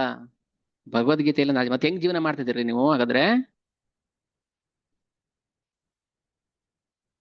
ಗೀತೆನೇ ಇಲ್ಲ, ನಮ್ ಜೀವನ ಹೆಂಗ್ ಮಾಡ್ತಿದ್ರಿ? ಅಯ್ಯೋ, ಏನ್ ಜೀವನನೋ ಏನೋ ಬಿಡಿಯಪ್ಪ. ಬದುಕು ಮಾಡ್ತಾ ಇದೀವಿ, ಬದುಕು. ಬದುಕು ಪ್ರಾಣಿಗಳು ಮಾಡೋದಿಲ್ವಾ?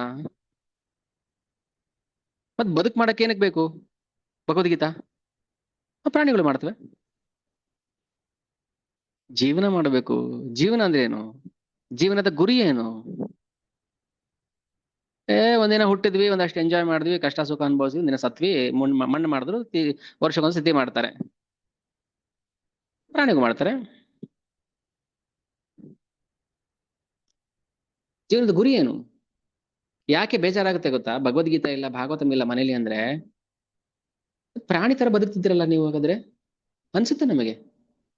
ಎಷ್ಟೋ ಜನಕ್ಕೆ ಇದನ್ನ ಹೇಳೇ ಬಿಟ್ಟಿದ್ದೀವಿ ನಾವು, ಪ್ರಾಣಿ ತರ ಬದುಕ್ತಾ ಇರಲ್ಲ ಮತ್ತೆ ಅಮ್, ಏನು ಜೀವನದ ಗುರಿ? ಇದು ಸಾಮಾನ್ಯ ಜನಗಳಿಗೆ ಅರ್ಥ ಆಗುವಂತ ವಿಚಾರ ಅಲ್ಲ ಇದು. ಎಂ.ಟೆಕ್ PhD ಸಾವಿರಾರು ಜನ, ಲಕ್ಷಾಂತರ ಜನ ಮಾಡ್ತಾರೆ. ಎಷ್ಟು ಜನ ಪೋಸ್ಟ್ ಗ್ರಾಜುಯೇಟ್ ಸ್ಟೂಡೆಂಟ್ಸ್ ಇದ್ದಾರೆ ಇವಾಗ ಭಾರತದಲ್ಲಿ? ಕೋಟ್ಯಾಂತರ ಜನ ಇದ್ದಾರೆ. ಎಷ್ಟು ಜನ ಭಾಗವತಂ ಸ್ಟೂಡೆಂಟ್ಸ್ ಇದ್ದಾರೆ? ಯಾವ್ದು ಕಾಸ್ಟ್ಲಿಯೆಸ್ಟ್? ಯಾವ್ದು ಹೈಯೆಸ್ಟ್ ಡಿವೈನ್ ನಾಲೆಡ್ಜ್? ಶ್ರೀಮದ್ ಭಾಗವತಂ. ಅದು ಬರೀ ಭಾರತ, ಈ ಭೂಮಿಲೆಲ್ಲ. ಕೈಲಾಸದಲ್ಲಿ ಶಿವ ಅಲ್ಲಿ ಬಂದವರಿಗೆಲ್ಲ ಭಕ್ತರಿಗೆ ಭಾಗವತ ಪ್ರವಚನ ಮಾಡ್ತಾರೆ, ಪಾರ್ವತಿ ಜೊತೆಲಿ ಕೂರಿಸ್ಕೊಂಡು, ಋಷಿ ಮುನಿಗಳಿಗೆ. ಅದು ಶಿವಾರಾಧಕರಿಗೆ ಗೊತ್ತಿಲ್ಲ. ಆದ್ರೆ ನಮಗ್ ಬೇಡ, ನಮಗ್ ಬೇಡ ಅದು. ನನ್ನ ಮಗನಿಗೆ ಒಂದಿಷ್ಟು ಡಿಗ್ರಿ, ಒಂದಿಷ್ಟು ಸರ್ಟಿಫಿಕೇಟ್ ಸಿಗದೆ ಸಾಕು. ಇದು ಬಿಡಬೇಕು ನಾವು ತಲೆಯಲ್ಲಿ, ನಮ್ಮ ತಲೆಯಿಂದ ಆಚೆ ಹಾಕ್ಬೇಕು ಫಸ್ಟ್. ಭಾಗವತಂ ತುಂಬಾ ಅಪರೂಪಕ್ಕೆ ಸಿಗುವಂತದ್ದು ಇದು. ಯಾರು ಭಾಗವತ ಶ್ರವಣ ಮಾಡ್ತಾರೆ, ಭಾಗವತವನ್ನ ಶ್ರವಣ ಮಾಡಿ ಕುಣಿದು ಕುಪ್ಪಳಿಸ್ತಾರೆ, ಅವರ ಮುಂದೆ ದೇವತೆಗಳು ಕೂಡ ಶಿರಬಾಗಿ ಕರಮುಗಿದು ನಿಂತ್ಕೊಳ್ತಾರೆ, ಅವ್ರ ಪಾದವನ್ನೇ ನೋಡ್ತಾ. ಯಾರು ಭಗವಂತ ನಾಮ ಹೇಳ್ತಾರೆ, ಯಮದೂತರು ಅಲಾಂಗ್ ವಿತ್ ಯಮ ಬಂದು ಆ ಭಕ್ತನ ಪಾದವನ್ನೇ ನೋಡ್ತಾ ನಿಂತ್ಕೊಳ್ತಾರಂತೆ. ಯಾಕೆ? ಮೇಲ್ ನೋಡಬಾರದು ತಲೆ ಎತ್ತಿ ಅಂತ. ಅಂತ ಭಕ್ತರು ಮುಖವನ್ನ ನೋಡಬಾರ್ದು, ಕಣ್ಣು ನೋಡಬಾರ್ದು, ನಾವು ಸುಟ್ಟೋಗ್ತೀವಿ ಅಂತ ಯಮದೂತರುಗಳು ಆ ಭಕ್ತನ ಪಾದವನ್ನೇ ನೋಡ್ತಿರ್ತಾರೆ. ಬ್ರಹ್ಮದೇವರು ಮಧುಪರ್ಕ ಸಿದ್ಧತೆ ಮಾಡ್ತಿರ್ತಾರೆ ಅವನಿಗೆ ಅರ್ಚನೆ ಮಾಡೋದಿಕ್ಕೆ. ಉತ್ಪ್ರೇ ಫಿಲಂ ಡೈಲಾಗ್ ಇದು, ಶಾಸ್ತ್ರ ಹೇಳ್ತಾರೆ ಇದು. ಯಾರು ಹರಿನಾಮ ಜಪ ಮಾಡ್ತಾರೆ, ಹರಿನಾಮ ಪ್ರಚಾರ ಮಾಡ್ತಾರೆ, ಅವರ ಪಾದವನ್ನ ಯಮದೂತರು ನೋಡ್ತಾ ನಿಂತ್ಕೊಳ್ತಾರಂತೆ. ಅಪ್ಪ ನನ್ಗ ಪಾದ ದರ್ಶನ ಆಗ್ತಾ ಇದೆ ಅಪ್ಪ ಅಂತ, ಭಕ್ತರ ಪಾದ ದರ್ಶನ ಆಗ್ತಾ ಇದೆ. ಬ್ರಹ್ಮದೇವರು ರೆಡಿ ಮಾಡ್ರಿ, ಮಧುಪರ್ಕ ರೆಡಿ ಮಾಡಿ, ಆ ಭಕ್ತನ ಪಾದ ಸೇವೆ ಮಾಡ್ಬೇಕು, ನಾವು ಅರ್ಚನೆ ಮಾಡ್ಬೇಕು ಅಂತ.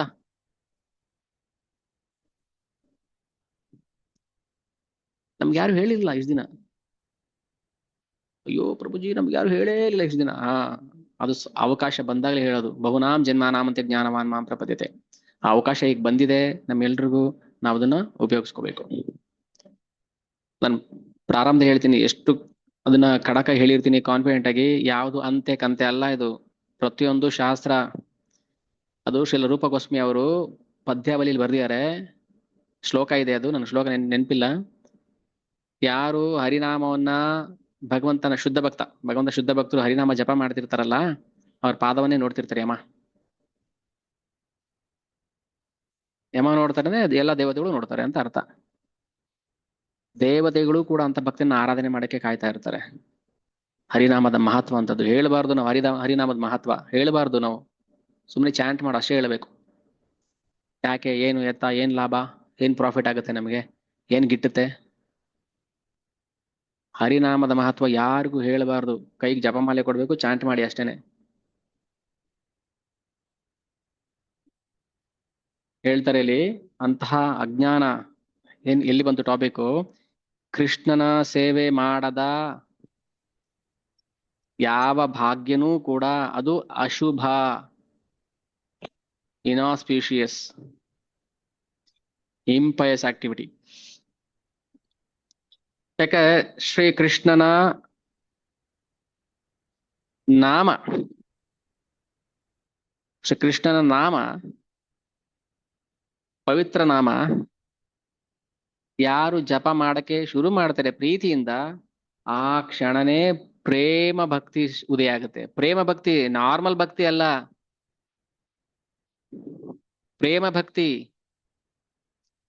ಹರಿನಾಮ ಯಾರು ಹರೇ ಕೃಷ್ಣ ಮಹಾಮಂತ್ರ ಹಾಡಕ್ ಶುರು ಮಾಡ್ತಾರೆ, ಪ್ರೇಮ ಭಕ್ತಿ. ಹೇಗಿರುತ್ತೆ ಪ್ರೇಮ ಭಕ್ತಿ? ನಾವು ಟೇಸ್ಟ್ ಮಾಡ್ಬೇಕಲ್ಲ, ಮತ್ತೆ ಚಾಂಟ್ ಮಾಡಿ.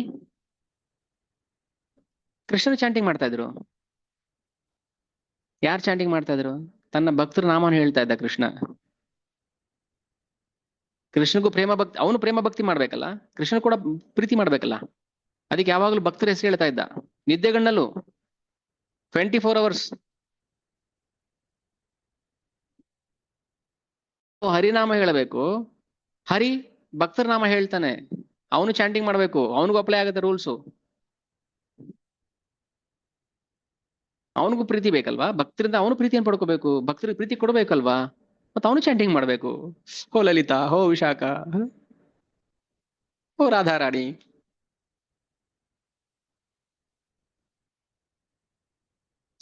ದುಯಿ ಬಾಯಿ ಹೃದಯೇರ ಕ್ಷಾಲಿ ಅಂಧಕಾರ, ದುಯಿ ಭಾಗವತ ಸಂಘೆ ಕರಾನ ಸಾಕ್ಷಾತ್ಕಾರ. ಈ ಚೈತನ್ಯ ಮಹಾಪ್ರಭು ಮತ್ತು ನಿತ್ಯಾನಂದ ಪ್ರಭು ದುಯಿ ಹೃದಯೇರ ಕ್ಷಾಲಿ ಅಂಧಕಾರ, ಹೃದಯದ ಅಂಧಕಾರವನ್ನ ಶುದ್ಧ ಮಾಡ್ತಾರೆ, ನಿರ್ಮೂಲನೆ ಮಾಡ್ತಾರೆ. ಇಬ್ಬರು ಭಗವಂತರೇ, ಒಬ್ಬ ಸೇವಕ ಭಗವಂತ, ಒಬ್ಬ ಸೇವಿಯ ಭಗವಂತ.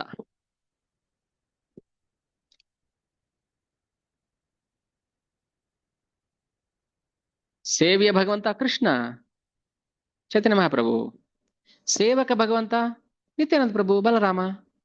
ಇಬ್ರು ಭಗವಂತನೇ, ಭಗವಂತನ ವಿಸ್ತರಣೆ. ಆದ್ರೆ ಒಬ್ಬ ಸೇವಕನಾಗಿ ಬಂದ, ಒಬ್ಬ ಸೇವೆಯನ್ನ ಸ್ವೀಕರಿಸುವ ಸೇವ್ಯ ಭಗವಂತನಾಗಿ ಬಂದ. ಸೇವೆ, ಸೇವ್ಯ, ಸೇವಕ, ಇದಿಲ್ಲದೆ ಜಗತ್ತೇ ಇಲ್ಲ.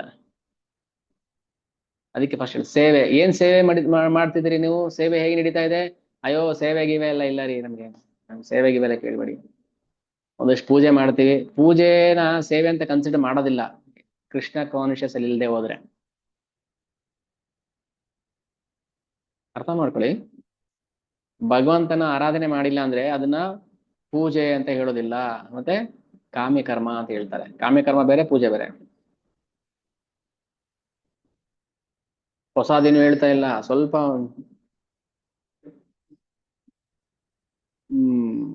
ಏನ್ ಹೇಳ್ಬೇಕು ಅದಕ್ಕೆ, ಕಸ ಒಂಚೂರು ಕಸ ಹಿಂಗ್ ಗುಡಿಸ್ತಾ ಇರೋದಷ್ಟೇನೆ. ಕನ್ನಡಿ ಮೇಲೆ ಧೂಳಿದೆಯಲ್ಲ ಅದನ್ನ ಸ್ವಲ್ಪ ಹಿಂಗ್ ಮಾಡ್ತಾ ಇರೋದಷ್ಟೇ, ಇನ್ನೇನಿಲ್ಲ. ಹೊಸದೇನು ಹೇಳ್ತಾ ಇಲ್ಲ, ಗಾಬರಿ ಆಗ್ಬಾರ್ದು. ಎಲ್ಲ ಗೊತ್ತಿರೋ ವಿಚಾರನೇ, ನಾವು ಸ್ವಲ್ಪ ಕನ್ನಡಿ ಧೂಳು ನೋಡಿಸ್ತಾ ಇರೋದು ಅಷ್ಟೇನೆ. ಪೂಜೆ ಅಂದ್ರೆ ಏನು?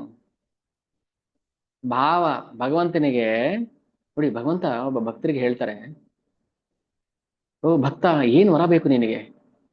ಏನು ಬೇಡ ತಂದೆ, ನನಗೆ ವರ ಏನು ಬೇಡ, ಯಾವಾಗ್ಲೂ ನೀನ್ ಸ್ಮರಣೆ ಮಾಡ್ಬೇಕು. ಇಲ್ಲ ಇಲ್ಲ ಇಲ್ಲ, ಏನಾದ್ರೂ ವರ ಕೇಳು ನೀನು. ಇಲ್ಲ ನಾನ್ ಸೇವೆ ಮಾಡ್ಬೇಕು, ಇಲ್ಲ ನಾನ್ ಬಿಡಲ್ಲ, ಏನಾದ್ರೂ ವರ ಕೇಳಲೇಬೇಕು ನೀನು. ವರ ಬೇಕಾ? ವರ ಕೇಳ್ಬೇಕಾ ನಾನು? ಹಾಗಾದ್ರೆ ಒಂದು ವರ ಕೊಡು. ಏನು? ನನಗೆ ಒಂದು ಐಶ್ವರ್ಯ ಬೇಕು. ಅರೆ, ಎಂಥ ಐಶ್ವರ್ಯ? ನಿನ್ನ ಪಾದಗಳೇ ನನಗೆ ಪರಮ ಸಕಲ ಐಶ್ವರ್ಯ, ನನಗೆ ನಿನ್ ಪಾದ ಕೊಟ್ಬಿಡು. ಏನಪ್ಪಾ ನನ್ ಬುಡಕ್ಕೆ ಕೈ ಹಾಕ್ತಾನೆ? ಹೌದು, ಮತ್ತೆ ನಾನ್ ಬೇಡ ಅಂತ ಹೇಳ್ತಾನೆ. ಕೊಡು, ಬೇಕು ಬೇಕು ಅಂದ್ರೆ ಕೊಡು, ನಿನ್ನೇ ಕೊಡು. ಭಕ್ತ ಏನೇ ಕೇಳಿದ್ರು ಭಗವಂತನ್ನೇ ಕೇಳ್ತಾನೆ ಹೊರತು ಬೇರೆ ಏನು ಕೇಳೋದಿಲ್ಲ ಅವನು. ಕೃಷ್ಣ ಭಗವಂತನ ಪಾದದ ಮೇಲೆ ಕಣ್ಣೀರ್ ಹಾಕ್ತಾ ಹೇಳ್ತಾನೆ, ನನಗೆ ಈ ಪಾದ ಬೇಕಪ್ಪ, ಈ ಪಾದ ಬಿಟ್ಟು ಬೇರೆ ಏನು ಐಶ್ವರ್ಯನ ಬಯಸೋದಿಲ್ಲ. ಹಾಗೇ ಆ ಭಕ್ತನ ಕೃಷ್ಣ ಮೇಲ್ಕೆತ್ತಿ ಆ ಕಣ್ಣೀರಿನ ತನ್ನ ಧೋತಿಲಿ ಒರೆಸಿ, ಅರೇ ಭಕ್ತ, ಬೇರೆ ಯಾರಿಗೂ ಅಲ್ಲ, ಕೃಷ್ಣ ಬಿಲ್ವಮಂಗಲ ಠಾಕೂರ್ಗೆ ಹೇಳಿದ ಮಾತಿದು. ಬಿಲ್ವಮಂಗಲ ಠಾಕೂರ್ ಮಹಾಭಕ್ತ, ಭಗವಂತನ ಜೊತೆ ಮಾತಾಡ್ತಾ ಇದ್ರು, ಭಗವಂತನ ಜೊತೆ ಲೀಲೆ ಮಾಡ್ತಾ ಇದ್ರು. ಅಯ್ಯೋ ಎಂಥ ವರ ಕೇಳ್ತೀಯಪ್ಪ, ನನ್ನ ಹೃದಯನೇ ಕರಗ್ಬಿಡುತ್ತಲ್ಲಯ್ಯ, ನನ್ನ ಕಣ್ಣಲ್ಲಿ ನೀರು ಬಂದ್ಬಿಡುತ್ತಲ್ಲ ನಿನ್ ವರ ಕೇಳ್ತಾ ಇದ್ರೆ. ನನ್ನ ಪಾದ ಬಿಟ್ಟು ಬೇರೆ ಏನು ಬೇಡ ಅಂತ ಹೇಳ್ತಾ ಇದೀಯ. ಇದು ಅಂಧಕಾರ ಹೋಗಿರೋರು ಮಾಡುವಂತ ಮಾತಾಡುವಂತ ಮಾತುಗಳು. ಅಂಧಕಾರದಲ್ಲಿ ಮುಳುಗಿರೋರಿಗೆ ಏನ್ ವರ ಬೇಕು ಕೇಳ್ತಾರೆ, ಪುರೋಹಿತ ಸಂಕಲ್ಪ ಮಾಡ್ಕೊಳ್ತೇವೆ. ಓ ಸಿಕ್ಕಿದೆ ಚಾನ್ಸು, ಅದು ಬೇಕು, ಇದು ಬೇಕು ಅಂತ ಎಲ್ಲ ಮಾಡ್ಬೇಕ. ಮೂರ್ಖರು, ಮೂರ್ಖರು ನಾವು. ಭಕ್ತರಲ್ಲ ನಾವು, ಮೂರ್ಖರು ನಾವು, ಮೂರ್ಖರ ಭಕ್ತರು ನಾವು. ದ್ವಿ ಭಾಗವತ ಸಂಘೆ ಕರಾನ ಸಾಕ್ಷಾತ್ಕಾರ. ಏನ್ ಮಾಡ್ತಾರೆ ಅವರು, ಭಕ್ತರ ಸಂಘಕ್ಕೆ ಬರೋಕೆ ಅವಕಾಶ ಮಾಡ್ಕೊಡ್ತಾರಂತೆ. ಮೊದ್ಲು ಅಂಧಕಾರ ಹೋಗ್ಬೇಕಾದ್ರೆ ನಾವೇನ್ ಮಾಡ್ಬೇಕು, ದ್ವಿ ಭಾಗವತ ಸಂಘೆ. ಭಾಗವತ ಸಂಘ ಅಂದ್ರೆ 2 ಭಾಗವತ ಇದೆ. ಒಂದು ಪುಸ್ತಕ ಭಾಗವತ, ನಾವೆಲ್ಲ ಓದ್ತೀವಲ್ಲ, ಸ್ಕಂದ 1, 2, 3, 4 ಅಂತ ಪುಸ್ತಕ ಭಾಗವತ ಅಥವಾ ಗ್ರಂಥ ಭಾಗವತ. 2 ವ್ಯಕ್ತಿ ಭಾಗವತ. ಯಾರಿಗೆ ಪ್ರೇಮ ಕೊಡ್ಬೇಕು ಭಗವಂತ, ಅವ್ರ ಮನೆಗೆ ಫಸ್ಟ್ ಭಾಗವತ ರೂಪದಲ್ಲಿ ಹೋಗ್ತಾನೆ. ಗ್ರಂಥ ಶ್ರೀಮದ್ ಭಾಗವತಂ ಕೀ ಜೈ. 2ನೇ ಭಾಗವತ ವ್ಯಕ್ತಿ ಭಾಗವತ, ಅಂತವರಿಗೆ ಭಕ್ತರ ಸಂಘ ಆಗತ್ತೆ. ಯಾರ್ಯಾರ ಮನೆಯಲ್ಲಿ ಭಾಗವತಂ ಇದೆ, ಯಾರ್ಯಾರು ಭಕ್ತರ ಸಂಘ ಮಾಡ್ತಾ ಇದಾರ, ಅವರಿಗೆ ಭಗವಂತ ಕೊಡೋ ಆಶ್ವಾಸನೆ ಏನು, ಅಂಧಕಾರವನ್ನ ಹೋಗಿಸ್ತಾ ಇದ್ದೀನಿ ಅಂತ ಅರ್ಥ. ಖುಷಿ ಇಲ್ವಾ? ಬಾ ಸದ್ಯ ಭಕ್ತಿ ಸಂಘ ಇದೆಯಪ್ಪ, ಭಾಗವತಂ ಇದೆ, ಓದ್ತಾ ಇದೀವಿ, ಕೃಷ್ಣ ನನಗೆ ಕೃಪೆ ಕೊಟ್ಟಿದ್ಯಪ್ಪ ನೀನು ನನಗೆ ಅಂತ ಖುಷಿ ಇಲ್ವಾ? ಯಾರು ಖುಷಿ ಆಗ್ತಾ ಇಲ್ಲ? ಖುಷಿ ಕಣ್ಣೀರು ಬರ್ಬೇಕು ನಮಗೆ. ಜನ್ಮ ಸಾರ್ಥಕ ಆಯ್ತು ಇವತ್ತು.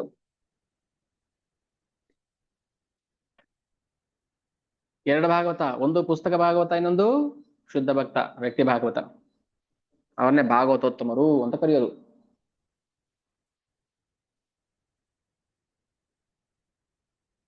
ಭಕ್ತಿ ಸಂಘಕ್ಕೆ ಬರ್ಬೇಕು ನಾವು. ಅದಕ್ಕೆ ಹೇಳುದು, ಯಾಕೆ ಕರ್ಕೊಂಬನ್ನಿ ಅಂತ ಹೇಳೋದು ಹೇಳಿ, ನಮ್ಮ ಲಾಭಕ್ಕಲ್ಲ, ನಮ್ಗೇನು ಸಿಗುತ್ತೆ ಅಂತಲ್ಲ. ವ್ಯಕ್ತಿ ಭಾಗವತ ಹತ್ರ ಬಂದ್ರೆ ಅವನ ಅಂಧಕಾರ ದೂರ ಆಗುತ್ತೆ. ಅಂಧಕಾರ ದೂರ ಆದ್ಮೇಲೆ ಅವನಿಗೆ ಜೇನುತುಪ್ಪ ಟೇಸ್ಟ್ ಬರೋದು. ಇಲ್ಲಾಂದ್ರೆ ಕಾಮಾಲೆ, ಅಯ್ಯೋ ಸಿಹಿನೇ ಇಲ್ಲ, ಟೇಸ್ಟೇ ಬರ್ತಾ ಇಲ್ಲ, ಬರೋದಿಲ್ಲ ಅದು ಟೇಸ್ಟ್, ನಾಲಿಗೆ ಕೆಟ್ಟೋಗ್ಬಿಟ್ಟಿರುತ್ತೆ ಕಾಯಿಲೆಯಿಂದ. ಅದಕ್ಕೆ ಕಬ್ಬಿನ ರಸ ಕುಡಿಸಿ ಆ ಕಾಮಾಲೆನ ವಾಸಿ ಮಾಡಿ ತಗೋ. ಅದೇ ಕಬ್ಬಿನ ರಸ ಹೆಂಗ್ ಕಾಣಿಸುತ್ತೆ ಇವಾಗ ಟೇಸ್ಟ್. ಅಂಧಕಾರ ಹೋದ್ರೇನೆ ನಮ್ಗೆ ರುಚಿ ಬರೋದಿಲ್ಲ, ಅದು ಏನು ಬರೋದಿಲ್ಲ ರುಚಿ. ಅದರಲ್ಲಿ 2 ಭಾಗವತರ ಮೂಲಕ, ಒಂದು ಪುಸ್ತಕ ಭಾಗವತ, ಇನ್ನೊಂದು ವ್ಯಕ್ತಿ ಭಾಗವತ. ಈ 2 ಭಾಗವತದ ಮೂಲಕ ಭಗವಂತ ಏನ್ ಮಾಡ್ತಾನೆ, ಪ್ರೇಮ ಸೇವೆಯ ರಸವನ್ನು ತುಂಬತಾನೆ. ಪ್ರೇಮ ರಸ ಅಲ್ಲ, ಪ್ರೇಮ ಸೇವೆಯ ರಸ. ವ್ಯತ್ಯಾಸ ಇದೆ. ಪ್ರೇಮ ರಸಕ್ಕೂ ಪ್ರೇಮ ಸೇವೆಯ ರಸಕ್ಕೂ ವ್ಯತ್ಯಾಸ ಇದೆ.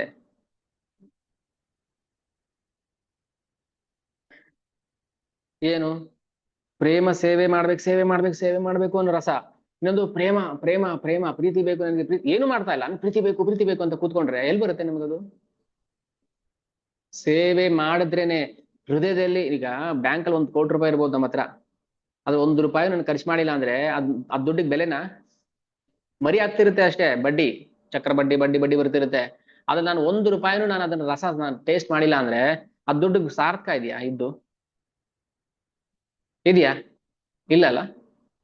ಸೊ ಪ್ರೇಮ ಸೇವೆಯ ರಸ, ಅದರಿಂದ ನಾನು ಏನ್ ಮಾಡ್ಬೋದು, ಭಕ್ತಿ ಸೇವೆ ಮಾಡ್ಬೋದು, ಪ್ರಚಾರ ಮಾಡ್ಬೋದು, ಅದು ಮಾಡ್ಬೋದು, ಇದು ಮಾಡ್ಬೋದು, ದೇವಸ್ಥಾನ ಕಟ್ಸ್ಬೋದು, ಇದು ಮಾಡ್ಬೋದು. ಪ್ರೇಮ ಸೇವೆಯ ರಸ ತುಂಬುತ್ತಾನೆ ಭಗವಂತ ಆ ಜೀವಿಯ ಹೃದಯದಲ್ಲಿ. ಅದಕ್ಕೆ ಹೇಳೋದು, ಭಕ್ತರ ಸಂಘಕ್ಕೆ ಬನ್ನಿ ಭಾಗವತಂ ತಗೊಳ್ಳಿ, ಭಕ್ತರ ಸಂಘಕ್ಕೆ ಬನ್ನಿ ಭಾಗವತಂ ತಗೊಳ್ಳಿ. ದ್ವಿ ಭಾಗವತ ಸಂಘೆ ಕರಾನ ಸಾಕ್ಷಾತ್ಕಾರ. ಆ 2 ಭಾಗವತದ ಮೂಲಕ ಭಗವಂತ ನಮ್ಮ ಹೃದಯದಲ್ಲಿ ಪ್ರೇಮ ರಸ, ಪ್ರೇಮ ಸೇವೆಯ ರಸವನ್ನು ತುಂಬುತ್ತಾನೆ.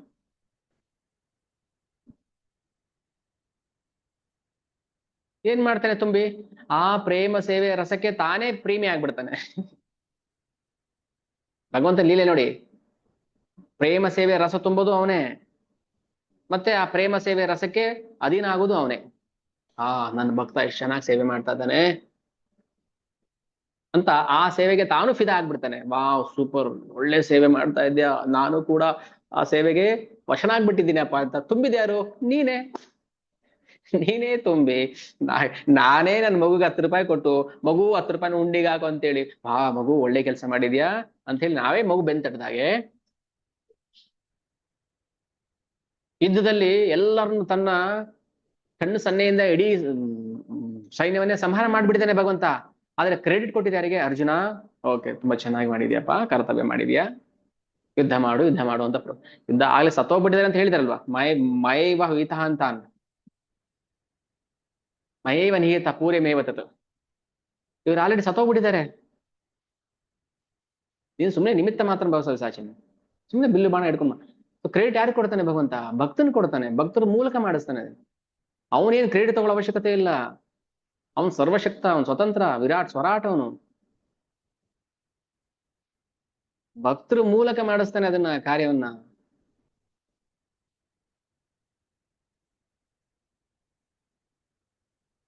ಪ್ರೇಮ ರಸವನ್ನ ತುಂಬುತ್ತಾನೆ ಹೃದಯಕ್ಕೆ.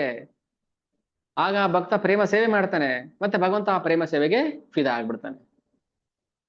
ಏಕ ಅದ್ಭುತ ಸಮಕಾಲೆ ದೋಹಾರ ಪ್ರಕಾಶ, ಆರ ಅದ್ಭುತ ಚಿತ್ತ ಗುಹಾರ ತಮಕರೇ ನಾಶ. ಎರಡು ಅದ್ಭುತ. ಒಂದು, ಇಬ್ರು ಒಟ್ಟಿಗೆ ಅವತಾರ ಮಾಡ್ತಾರೆ, ಚೈತನ್ಯ ಮಹಾಪ್ರಭು ಮತ್ತೆ ನಿತ್ಯಾನಂದ ಪ್ರಭು. ಮತ್ತೆ ಇಬ್ರು ಪ್ರತಿಯೊಂದು ಜೀವಿಯ ಹೃದಯ ಅಂಧಕಾರವನ್ನ ಹೋಗಲಾಡಿಸ್ತಾರೆ. ಫ್ರೀ, ಮುಫ್ತ್, ಏನು ಖರ್ಚಿಲ್ಲ. ಏನು ಖರ್ಚು ಮಾಡಬೇಡಿಯಪ್ಪ ನೀವು. 10,000 ಕೊಡಿ, 20,000 ಕೊಡಿ, ಹೋಮ ಮಾಡಿಸಿ, ಇದು ಮಾಡಿಸಿ, ಅದು ಇದು 10 ರೂಪಾಯಿ ಕೊಡಿ, ಒಂದು ಜಪ ಮಾಲೆ ತಗೊಳ್ಳಿ, ಹರೇ ಕೃಷ್ಣ ಕೃಷ್ಣ ಕೃಷ್ಣ ಹರೇ ಹರೇ, ಹರೇ ರಾಮ ರಾಮ ರಾಮ ಹರೇ ಹರೇ, ಮುಗ್ದಾಯ್ತು. ಅಷ್ಟು 10 ರೂಪಾಯಿಗೆಲ್ಲ ಹೋಗುವಂತದ್ದಲ್ಲ ನಮ್ಮ ಪಾಪಗಳು. ಅದೇ ಅದ್ಭುತ ಅಂತ ಹೇಳ್ತಾ ಇರೋದು ಕಲಿಯುಗದಲ್ಲಿ.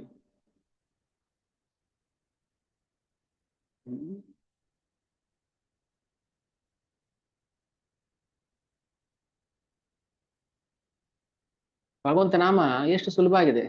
ಸುಲಭಂ ಭಗವನ್ ನಾಮಂ ಜಿಹ್ವಾಚ ವಶವರ್ತಿನಿ, ತದ್ಯಪಿ ನರಕಂ ಯಾಂತಿ ಕಿಮಾಶ್ಚರ್ಯ ಮತಃ ಪರಂ. ಅಲ್ಲ, ಯಕ್ಷ ಪ್ರಶ್ನೆ ಕೇಳ್ತೀನಿ ಧರ್ಮರಾಯನಿಗೆ, ಆಶ್ಚರ್ಯ ಅಂದ್ರೆ ಏನಪ್ಪಾ?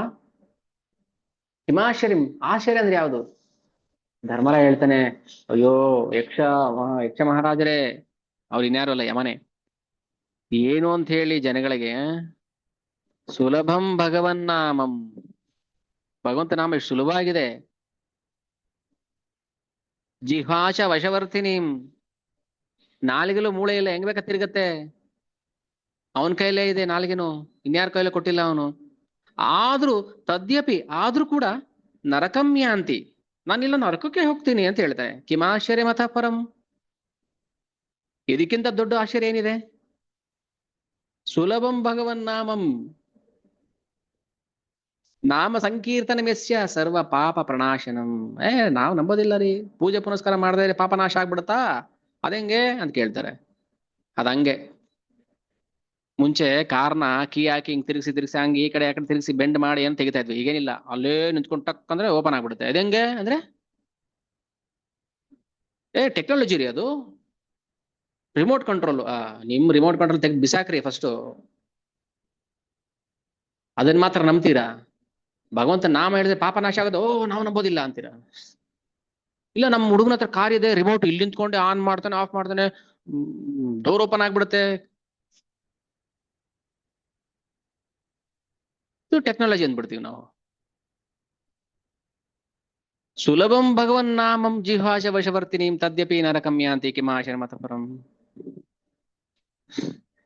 ಅದಕ್ಕೆ ಹೇಳುದು, ಎಷ್ಟು ಪಾಪ ಇದೆ ಇಲ್ಲೇ ಗೊತ್ತಾಗುತ್ತಲ್ಲ ನಮ್ಗೆ. ಎಷ್ಟು ಪಾಪ ಇಲ್ಲಿ, ಪಾಪ ಇರೋದಕ್ಕೆ ನಮ್ಗೆ ಸುಲಭವಾಗಿರೋ ಭಗವಂತ ನಾಮ ಹೇಳಕ್ ಆಗ್ತಾ ಇಲ್ಲ ನಮ್ಗೆ.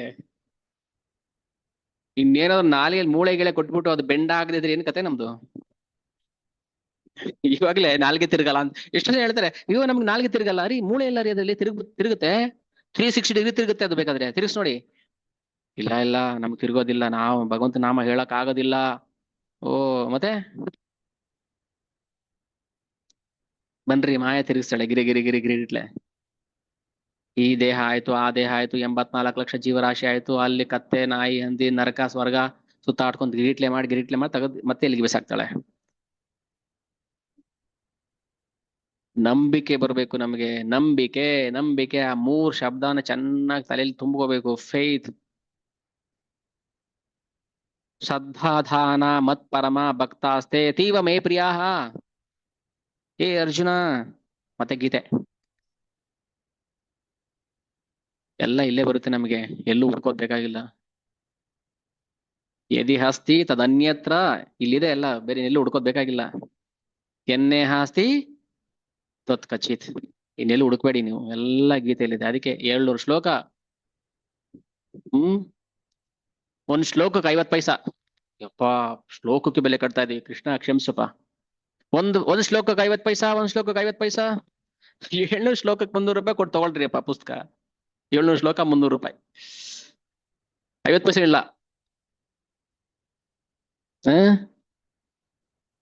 ನಮ್ಮ ಮೂರ್ಖತನಕ್ಕೆ ಕನ್ನಡಿ ಹಿಡಿತಾ ಇದೀನಿ ಅಷ್ಟೇ, ಇನ್ನೇನಿಲ್ಲ. ನಾನು ನಮ್ಗೆ ಅನ್ಸ್ಬೇಕು ಚೀ ಅಂತ, ನಮಗೆ ಅನ್ಸ್ಬೇಕು ಛೇ ಎಂತ ಪಾಪಿ ನಾನು. ನಮ್ಮ ಮರ್ಯಾದೆ ಏನ್ ಏನ್ ಎಲ್ಲಿಗೆ ಎಳೆದಾಗ್ತದೆ ನಮ್ಮ ಮರ್ಯಾದೆ ಅಂತ. ಒಂದ್ ಶ್ಲೋಕಕ್ಕೆ 35 ಪೈಸಾ ಕೊಟ್ಟು ಒಂದ್ ಪುಸ್ತಕ ಇಲ್ಲ, ದುಡ್ಡಿಲ್ಲ ನಮ್ಮ ಹತ್ರ, ನಾವು ಓದಲ್ಲ, ನಮ್ಗೆ ಓದಕ್ ಬರಲ್ಲ. ಆದ್ರೆ ಅವ್ರ ಹತ್ರ ರಿಮೋಟ್ ಕಂಟ್ರೋಲ್ ಕಾರ್ ಇರುತ್ತೆ. ಇಂಥವ್ರನ್ನ ಯಾರು ಉದ್ಧಾರ ಮಾಡಲ್ಲ.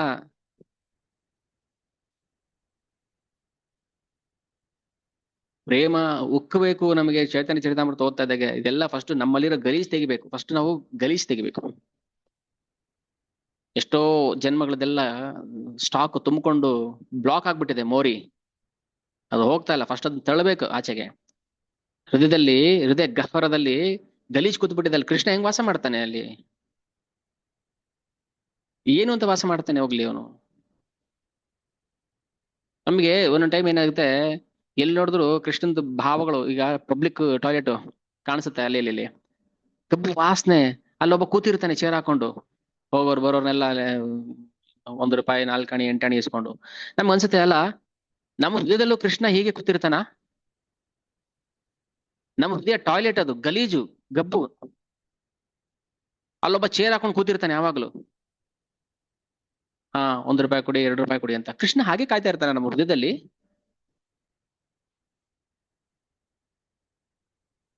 ಹೇಳ್ತಾನಲ್ವಾ, ನಾನು ನಿನ್ ಜೊತೆ ಸದಾ ಇರ್ತೀನಿ ಅಂತ ಹೇಳ್ತಾನಲ್ವಾ. ನೀನ್ ಯಾವುದೇ ಜನ್ಮಕ್ಕೆ ಹೋದ್ರು, ಯಾವುದೇ ಪ್ರಾಣಿ ಜನ್ಮಕ್ಕೆ ಹೋದ್ರು, ನಾನು ನಿನ್ ಹೃದಯದಲ್ಲಿ ಇರ್ತೀನಿ ಅಂತ ಹೇಳ್ತಾನಲ್ವಾ ಕೃಷ್ಣ. ಹಾಗೆ ನನ್ನ ಹೃದಯದಲ್ಲೂ ಆ ಬಚ್ಚಲಲ್ಲೂ ಕೃಷ್ಣ ಇದನ ವಾಸ ಮಾಡ್ತದನ ಅಂತ ನಮ್ಗೆ ಬೇಜಾರಾಗುತ್ತಲ್ವಾ.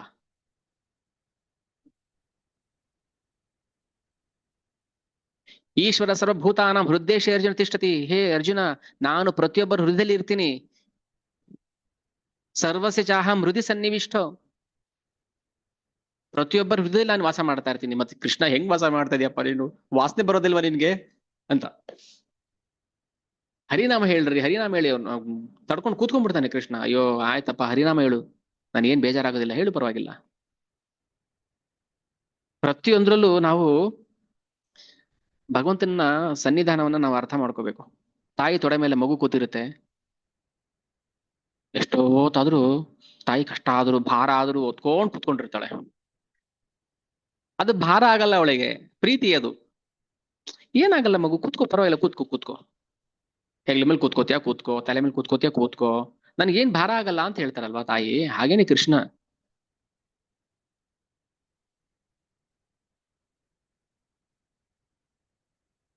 ಎಷ್ಟು ಜನ್ಮದ ಪಾಪಗಳು ನಮ್ಮಲ್ಲಿ. ಹೃದ್ಯಂತಸ್ಥೋ ಹಿ ಅಭದ್ರಾಣಿ ವಿಧ್ನೋತಿ ಸುಹೃಸತಾಂ. ನಮ್ಮ ಹೃದಯದಲ್ಲಿ ಅಭದ್ರಾಣಿ, ಅಮಂಗಳ ಕಸ ತುಂಬ ಕೂತಿದೆ. ಬಹುಜನ್ಮ ಅನೇಕ ಜನ್ಮಗಳ ಕಸ ಇದೆ ಅದಲ್ಲಿ.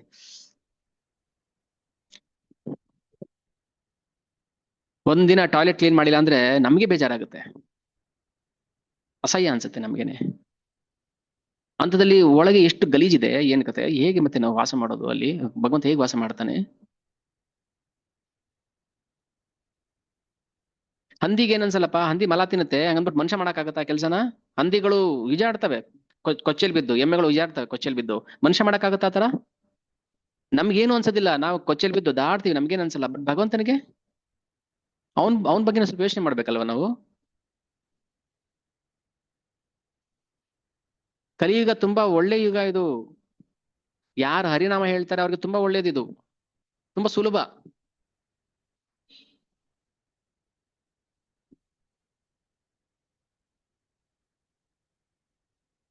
ಹೇಗೆ ಕವಿಗಳ ಭಾವ ಹೇಗಿರ್ಬೋದು? ಏನಾಗಲ್ಲ, ನೀವು ಶ್ರದ್ಧೆಯಿಂದ ಪ್ರೀತಿಯಿಂದ ಭಗವಂತನ ಶ್ರವಣ ಮಾಡಿ. ಹೌದು, ಅಜ್ಞಾನ ಎಲ್ಲರಲ್ಲೂ ಇರುತ್ತೆ. ಅಜ್ಞಾನ ಇದೆಯಲ್ಲ ಅಂತ ಬೇಜಾರು ಮಾಡ್ಕೊಳ್ಳೋ ಅವಶ್ಯಕತೆ ಇಲ್ಲ. ಅಜ್ಞಾನ ಹೋಗ್ತಾ ಇದೆಯಲ್ಲ ಅಂತ ಖುಷಿ ಪಡಕ್ಕೆ ಕಾರಣ ಇದೆ. ನೋಡಿ, ನಮಗೆ ಖುಷಿ ಪಡಕ್ಕೆ ಕಾರಣ ಸಾವಿರ ಸಿಗುತ್ತೆ, ಆದ್ರೆ ನಾವೇನ್ ಮಾಡ್ತೀವಿ, ದುಃಖ ಹುಡ್ಕೊಂಡು ಕುತ್ಕೊಂಡ್ಬಿಡ್ತೀವಿ. ಖುಷಿ ಪಡಕ್ಕೆ ಸಾವಿರ ಕಾರಣ ಇದೆ. ಆ ಭಗವಂತನ ಖುಷಿ, ಭಗವಂತನ ಸೇವೆ ಮಾಡ್ತಾ ಇದೀವಿ, ಶ್ರವಣ ಮಾಡ್ತಾ ಇದ್ದೀವಿ, ಏನೋ ಒಂದಿಷ್ಟು ನಾಮ ಜಪ ಮಾಡ್ತಾ ಇದೀವಿ, ಅದಕ್ಕೆ ಅದು ಜ್ಞಾಪಕ ಬರೋದಿಲ್ಲ ನಮ್ಗೆ. ಆ ಅವ್ರಿಗೆ ಯಾರೋ ಸಾಲ ಕೊಡ್ಬೇಕು, ದುಡ್ಡು ಕೊಟ್ಟಿಲ್ಲ, ಇವ್ ಏನ್ ಮಾಡಿಲ್ಲ, ಅಯ್ಯೋ ಕೈ ಎತ್ತು ಬಿಟ್ಟ, ಅವ್ರ ಮೋಸ ಮಾಡ್ದ, ಬರೀ ಇದನ್ನು ಕೊರಗ್ತಾ ಇದೀವಿ ನಾವು. ಅದೇ ಇರುವುದೆಲ್ಲವ ಬಿಟ್ಟು ಇರದಿರುವುದೆಡೆಗೆ ತುಡಿಯುವುದು ಜೀವನ, ಅದು ಮೂರ್ಖ ಜೀವನ.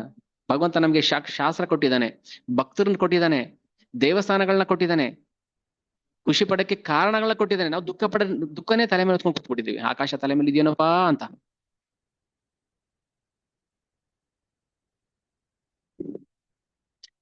ಇಲ್ಲಿ ಹೇಳ್ತಾರೆ, ಶುನಿಲೆ ಖಂಡಿಬೆ ಚಿತ್ತೇರ ಅಜ್ಞಾನಾದಿ ದೋಷ. ಈ ಅಜ್ಞಾನಾದಿ ದೋಷಗಳನ್ನ ಕೇವಲ ಶ್ರವಣ ಮಾಡೋದ್ರಿಂದನೇ ತುಂಡರಿಸ್ಬೋದು. ಖಂಡಿವೆ, ತುಂಡವಾಗಿ ಕತ್ತರಿಸ್ಬಿಡ್ಬೋದು. ಏನನ್ನ? ಚಿತ್ತೇರ ಅಜ್ಞಾನಾದಿ ದೋಷ, ಮನಸ್ಸಿನ ದೋಷಗಳನ್ನ, ಈ ಅಜ್ಞಾನದ ದೋಷಗಳನ್ನ ಶುನಿಲೆ ಖಂಡಿಬೆ, ಶ್ರವಣ ಮಾಡ್ತಾನೆ ಹೋಗಿಸ್ಕೊಡು. ದಯವಿಟ್ಟು ಶ್ರವಣ ಮಾಡಿ, ಪ್ರತಿ ದಿನ ಶ್ರವಣ ಮಾಡಿ, ಮಿಸ್ ಮಾಡಬೇಡಿ. ಒಂದು ಸಂಕಲ್ಪ ಮಾಡ್ಕೊಳ್ಳಿ, ಇನ್ನು ಮುಂದೆ ನಾನು ಪ್ರತಿ ದಿನ ಎಷ್ಟು ದಿನ ಅವ್ರು ಹೇಳ್ತಾರೋ ಅಷ್ಟು ದಿನ, ಭಗವಂತ ಎಷ್ಟು ದಿನ ನಮ್ಗೆ ಅವಕಾಶ ಮಾಡ್ಕೊಡ್ತಾರೋ ಅಷ್ಟು ದಿನ ನಾನು ಶ್ರವಣ ಮಾಡ್ತೀನಿ, ನನ್ ಕೃಪೆ ಕೊಡು ಅಂತ ಕೇಳ್ಬೇಕು ನಾವು. ಶುನಿಲೆ ಖಂಡಿಬೆ ಚಿತ್ತೇರ ಅಜ್ಞಾನಾದಿ ದೋಷ, ಕೃಷ್ಣೆ ಗಾಢ ಪ್ರೇಮ ಹಬೆ ಪಾಯ್ಬೆ ಸಂತೋಷ. ಕೃಷ್ಣ ಪ್ರೇಮ ಕೊಟ್ಟಿದ್ದೆ ನನಗೆ, ಪಾಯ್ಬೆ ಸಂತೋಷ. ಇದು ನಿಜವಾದ ಸಂತೋಷ, ಇದು ನಿಜವಾದ ಸಂತೋಷ, ಇದು ನಿಜವಾದ ಭಾಗ್ಯ.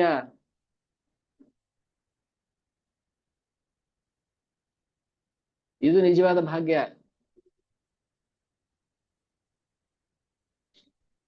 ಬ್ರಹ್ಮಾಂಡ ಭ್ರಮಿತೆ ಕೋನ ಭಾಗ್ಯವಾನ ಜೀವ. ಇಡೀ ಬ್ರಹ್ಮಾಂಡವನ್ನು ಸುತ್ತಾಕೊಂಬನಿ, ಬರೀ ಭೂಮಿ ಅಲ್ಲ, ಅಮೆರಿಕ, ಸ್ವಿಟ್ಜರ್ಲ್ಯಾಂಡ್ ಅಲ್ಲ, ಬ್ರಹ್ಮಾಂಡ ಭ್ರಮಿತೆ ಕೋನ ಭಾಗ್ಯವಾನ ಜೀವ. ಗುರು ಕೃಷ್ಣ ಪ್ರಸಾದ ಪಾಯ ಭಕ್ತಿ ಲತಾ ಬೀಜ. ಯಾರು ಗುರು ಕೃಷ್ಣರ ಪ್ರಸಾದವನ್ನ ಪಡ್ಕೊಳ್ತಾರೆ ಅವನೇ ನಿಜವಾದ ಭಾಗ್ಯವಾನ್. ಕೋನ ಭಾಗ್ಯವಾನ್ ಜೀವ, ಯಾರು ಭಾಗ್ಯವಂತ ಜೀವ ಅಂದ್ರೆ ಗುರು ಕೃಷ್ಣರ ಕೃಪೆಯನ್ನು ಪಡ್ಕೋಬೇಕು. ದುಡ್ಡಿರೋನಲ್ಲ ಭಾಗ್ಯವಂತ, ಒಳ್ಳೆ ಕೆಲಸ ಇರೋನು, ಸರ್ಕಾರಿ ಕೆಲಸ ಇರೋನಲ್ಲ ಭಾಗ್ಯವಂತ, ಒಳ್ಳೆ ಹೆಂಡತಿ ಮಕ್ಕಳು ಮನೆ ಮಠ ಇರೋರೆಲ್ಲ ಭಾಗ್ಯವಂತರು. ನಿಜವಾದ ಭಾಗ್ಯವಂತ ಯಾರು?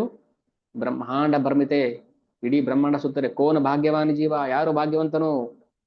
ಗುರು ಕೃಷ್ಣ ಪ್ರಸಾದ ಪಾಯ್, ಯಾರು ಗುರು ಕೃಷ್ಣ ಪ್ರಸಾದವನ್ನು ಪಡ್ಕೊಳ್ತಾನೆ ಅವನೇ ನಿಜವಾದ ಭಾಗ್ಯವಂತ.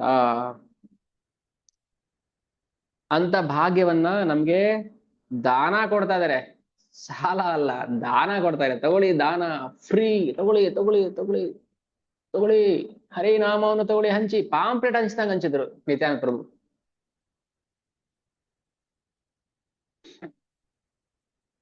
ಮುಫ್ತ್, free, buy one get one free. ಹರಿನಾಮ ತಗೊಳ್ಳಿ, ಹರಿನಾಮ ತಗೊಳ್ಳಿ, ಕೃಷ್ಣ ಪ್ರೇಮನ ಪಡ್ಕೊಳ್ಳಿ, ಹರಿನಾಮ ಜಪ ಮಾಡಿ, ಕೃಷ್ಣ ಪ್ರೇಮನ ಪಡ್ಕೊಳ್ಳಿ, buy one get one free. ನಾವು ಅಲ್ಲೋಗಲ್ಲ, Allen Solly, buy 2 shirts 4 pants free, buy 1 gram gold get 1 gram silver free, buy ಹರಿನಾಮ ಟೇಕ್ ಕೃಷ್ಣ ಪ್ರೇಮ ಫ್ರೀ. ಬೇಡ ಬೇಡ ಬೇಡ ನಮ್ಗೆ, ಬೇಡ ಬೇಡ. ಕೃಷ್ಣ ಪ್ರೇಮ ಬಂದ್ಬಿಟ್ರೆ, ಹೆಂಡತಿ ಪ್ರೇಮ ಹೋಗ್ಬಿಟ್ರೆ ಏನ್ರಿ, 3 ಹೊತ್ತು ಯಾವಾಗಲೂ ಕೃಷ್ಣ ಕೃಷ್ಣ ಅನ್ಕೊಂಡಿದ್ರೆ ಮನೆ ಬಿಟ್ಟು ಹೋಗಲ್ಲ ನಾನು ಅಂತಾಳೆ ಹೆಂಡತಿ. ಅವಾಗ ಏನ್ ಮಾಡ್ಬೇಕು ನಾನು? ಬೇಡ, ನನಗೆ ಕೃಷ್ಣ ಪ್ರೇಮನೇ ಬೇಡ, ಹೆಂಡತಿ ಪ್ರೇಮ ನೀನೇ ಇರ್ಬೇಕು ನನಗೆ ಯಾವಾಗ್ಲೂ, 7 ಜನ್ಮಕ್ಕೂ ನೀನೇ ನನ್ನ ಹೆಂಡತಿಯಾಗಿ ಬರ್ಬೇಕು ಅಂತ. ಕೃಷ್ಣ ತಥಾಸ್ತು ಅಂತಾನೆ. ನೋಡಪ್ಪ, ನಾಯಿಯಾಗಿ ಬಂದಿದ್ಯಾ, ಅದು ಯಾವ್ದೋ ಒಂದು ಹೆಣ್ಣಾಯಿ, ತಗೋ ಹೆಂಡತಿ, ಅದೇ ನೀನ್ ಹೆಂಡ್ತೀನಿ. ಅದು ಕತ್ತೆಯಾಗಿ ಬಂದಿದ್ಯಾ, ತಗೋ ಅದು ಹೆಣ್ಣು ಕತ್ತೆ, ಏಳೇಳು ಜನ್ಮ ಕೇಳಿದಿಲ್ಲ, ತಗೋ. ಸೊಳ್ಳೆ, ತಗೋ ಅಲ್ಲಿ ಹೆಣ್ಣು ಸೊಳ್ಳೆ ಇದೆ, ಹೋಗಿ ಬೇಡ್ಕೋಬೇಕು ಇವಾಗ. ಏಳೇಳು ಜನ್ಮಕ್ಕೂ ನೀನೇ ಗಂಡ, ನೀನೇ ಹೆಂಡತಿ, ಅಯ್ಯೋ ಚಿನ್ನದಂತ ಮಗ, ನೀನೇ ಮಗನಾಗಿ ಬರ್ಬೇಕು ಅಂತ ಕೇಳಬಾರ್ದು ನಾವು. By one get one free. ಇದೇ ಕೃಷ್ಣ ಪ್ರೇಮ ರಸದ ಮಹತ್ವ. ಹರಿನಾಮ ಕೃಷ್ಣ ಪ್ರೇಮ, ಹರಿನಾಮ ಕೃಷ್ಣ ಪ್ರೇಮ. ಮಿಕ್ಕಿದ್ದು ಸಂಸಾರ ತಾಪತ್ರಯ, ಅದು ಕಸ ಗುಡಿಸ್ಬಿಟ್ಟು ಡಸ್ಟ್ಬಿನ್ಗೆ ಹಾಕ್ರಿ.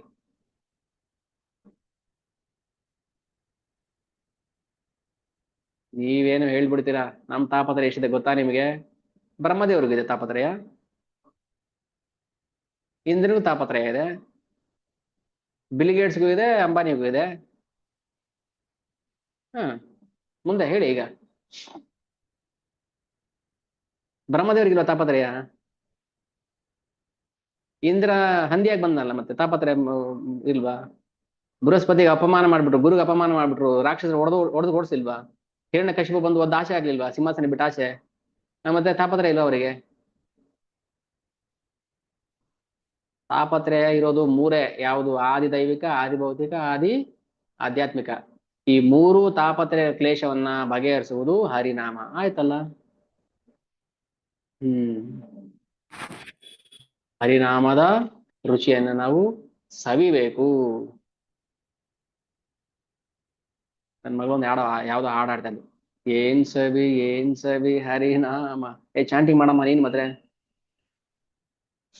ಮನಸ್ಸು ಮನಸ್ಸು ಕೇಳುವುದು ಏನೋ ಇದೆ, ನಿಜವಾಗ್ಲೂ ಸವಿ ಇದೆ ಅದರಲ್ಲಿ. ಏನ್ ಸವಿ ಹರಿನಾಮ. ಹರಿನಾಮದಲ್ಲಿ ರುಚಿ ಇದೆ, ಬಟ್ ರುಚಿ ಬರ್ತಿಲ್ಲ ನಮ್ಗೆ. ಹೌದು, ಯಾಕೆ ಬರ್ತಿಲ್ಲ? ಅದಕ್ಕೆ ಕಾರಣ ಇದೆ, ಅಜ್ಞಾನ ಇದೆ ನಮ್ಮಲ್ಲಿ. ರಸ ಅದು ಬರ್ತಾ ಇಲ್ಲ, ರುಚಿ ಬರ್ತಾ ಇಲ್ಲ, ಸಪ್ಪೆ. ಯಾಕಂದ್ರೆ ನಾವು ಭಗವಂತನ ಕಥೆಯನ್ನ ಕೇಳಿಲ್ಲ, ಭಗವಂತನ ಗುಣಗಳನ್ನ ನಾವು ಶ್ರವಣ ಮಾಡಿಲ್ಲ, ವರ್ಣನೆ ಮಾಡಿಲ್ಲ. ಅದಕ್ಕೋಸ್ಕರ ಹರಿನಾಮದಲ್ಲಿ ರುಚಿ ಬರ್ತಾ ಇಲ್ಲ. ಎಲ್ಲ ವೇದಗಳನ್ನ ಒಟ್ಟಿಗೆ ಹಾಕಿ ಅದನ್ನ ಕಲಸಿ ಹಿಂಡಿ ತೆಗೆದ್ರೆ ಬರೋದೇನು? ಹರಿನಾಮ.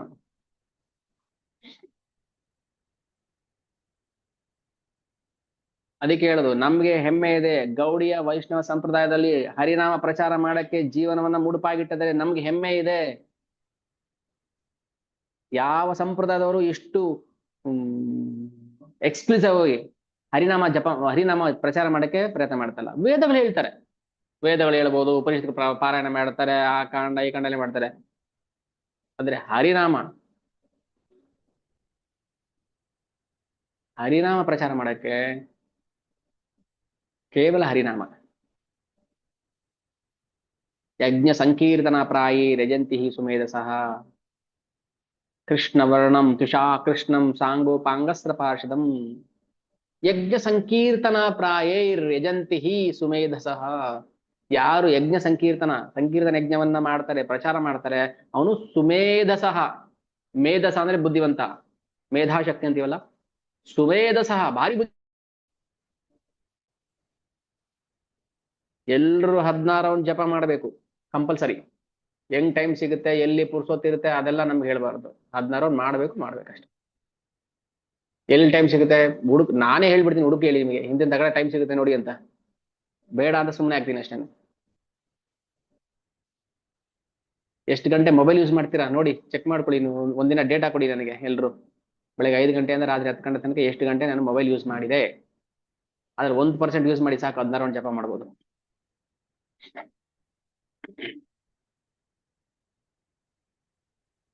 ಹ್ಮ್. ನಾವು ಕಣ್ಣಾರೆ ನೋಡ್ತಿರೋದು ಹೇಳ್ತೀನಿ. ಬರ್ತಾರೆ ಮೆಟ್ರೋದಲ್ಲಿ, ಬಸ್ಸಲ್ಲಿ, ವಯಸ್ಸಾಗಿರುತ್ತೆ, ಮೊಬೈಲ್ ಕೈಯಲ್ಲಿ ಫೋನು, ಎಡಗೈಲಿ ಫೋನು, ಬಲಗೈ ಬೆರಳು ಡಿಂಗ್ ಡಿಂಗ್ ಡಿಂಗ್ ಅಂತ ಮೇಲೆ ತಳ್ತಾನೇ ಇರುತ್ತೆ. ಅದು never ending, no exit. Entry ಆಗ್ಬಿಟ್ರೆ ಅದಕ್ಕೆ ಎಕ್ಸಿಟ್ ಇಲ್ಲ. ಫೇಸ್ಬುಕ್ಗೆ ಎಂಟ್ರಿ ಗೇಟ್ ಇದೆ, ಎಕ್ಸಿಟ್ ಇಲ್ಲ. ವಾಟ್ಸಪ್ಗೆ ಎಂಟ್ರಿ ಗೇಟ್ ಇದೆ, ಎಕ್ಸಿಟ್ ಗೇಟ್ ಇಲ್ಲ. ಇನ್ಸ್ಟಾಗ್ರಾಮ್ಗೆ ಎಂಟ್ರಿ ಗೇಟ್ ಇದೆ, ಎಕ್ಸಿಟ್ ಗೇಟ್ ಇಲ್ಲ. ಎಂಟ್ರಿ ಆಗ್ಬಿಟ್ರೆ ಮುಗಿದ್ ಕತೆ. ಇನ್ನ ತಳ್ಳಿ ತಳ್ಳಿ ತಳ್ಳಿ ತಳ್ಳಿ, ಏಪ ನಾನು 8 ರೌಂಡ್ ಜಪ ಮಾಡ್ದಲ್ರಿ. 8 ರೌಂಡ್ ಜಪ ಮಾಡಿದ್ವಿ ಮೊಬೈಲ್ ತಳ್ಳೋಷ್ಟರಲ್ಲಿ. ಮಾಡಬಹುದು, ಮಾಡ್ತಾ ಇಲ್ಲ. ಕಿಮಾಶ್ಚರ್ಯ ಮತ ಪರಂ. ಬರುತ್ತೆ ಮುಂದೆ ಮುಂದೆ ಹೇಳ್ತಾ ಹೇಳ್ತಾ ಅದೆಲ್ಲ ನಮಗೆ ಅರ್ಥ ಆಗುತ್ತೆ.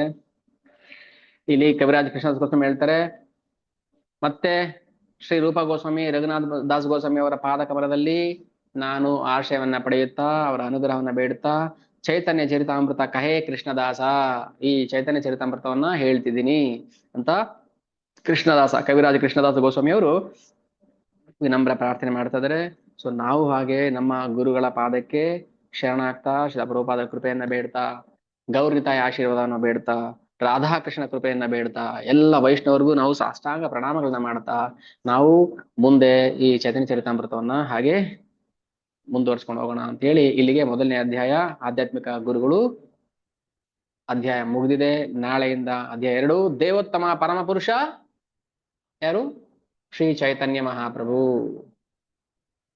ಮತ್ತೆ ಕೃಷ್ಣ ಅಂತಿದ್ರಿ, ಕೃಷ್ಣನೇ, ಕೃಷ್ಣ ಪ್ಲಸ್ ರಾಧಾ. ಪಂಚತತ್ವ ದರ್ಶನ ಯಾರು ನೋಡಿದ್ರಿ? ಆರತಿ 7:30 7:40 ಒಳಗೆ ಬಂದ್ರೆ ಆರತಿ ದರ್ಶ ಪಂಚತತ್ವ ಕೃಪೆ ಪಡ್ಕೋಬೇಕು. ಇನ್ನೊಂದು ಇನ್ಸ್ಟ್ರಕ್ಷನ್, ಯಾರು ಶಿಕ್ಷಾ ಲೆವೆಲ್ ಪೇಪರ್ಸ್ ಬರೆದು ಕೊಟ್ಟಿದ್ದೀರಾ ಅವರು ಮಾಯಾಪುರ್ ದರ್ಶನ ಮಾಡಬೇಕು. ಯಾತ್ರಾ ಜಗನ್ನಾಥಪುರಿ, ವಿಶೇಷವಾಗಿ ಮಾಯಾಪುರ್. ಪುರಿ ಜಗನ್ನಾಥನೂ ಅಷ್ಟೇ, ಯಾಕಂದ್ರೆ ಅಲ್ಲಿ ಮಹಾಪ್ರಭು ಜಗನ್ನಾಥ ಅಂದ್ರೆ ಕೃಷ್ಣನ ವಿರಹದಲ್ಲಿ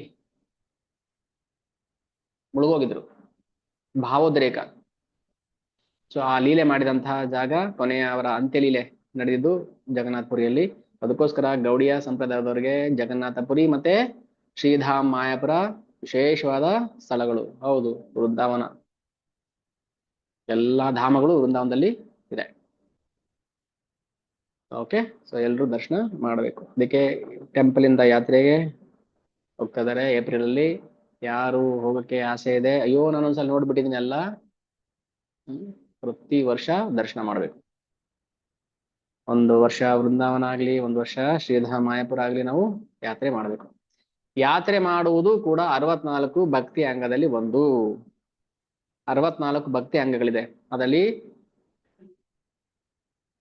ಧಾಮಗಳ ವಾಸ, ಧಾಮದಲ್ಲಿ ವಾಸ ಮಾಡುವುದು ಕೂಡ ಒಂದು.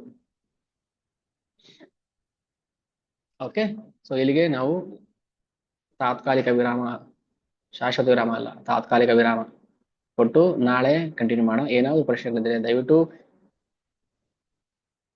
ಕೇಳ್ಬೋದು.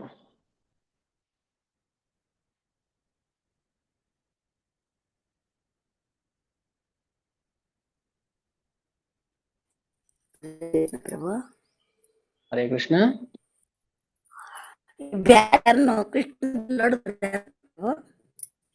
ವಾಯ್ಸ್ ಕಟ್ ಆಗುತ್ತೆ ಮಾತಾಜಿ, ಏನೋ ಕೇಳಿಸಲ್ಲ. ಏನಂದ್ರಿ? ಬ್ಯಾಟ್ಯಾಗ್ಯಾರ ಬಿಲ್ ಹೊಡೆದ್ರಲ್ಲ ಕೃಷ್ಣಕ್ಕ. ಹಾ ಹಾ, ಯಾರು? ಅವ್ರು ಯಾರು? Okay okay. ಸೊ ಭಗವಂತ ಲೀಲೆಯಲ್ಲಿ ಅವರೊಬ್ಬ ಪಾತ್ರಧಾರಿ, ನಂಬರ್ 1. ಭಗವಂತನ ಅಲೌಕಿಕ ಲೀಲೆಯಲ್ಲಿ ಒಬ್ಬರು ಪಾತ್ರಧಾರಿ.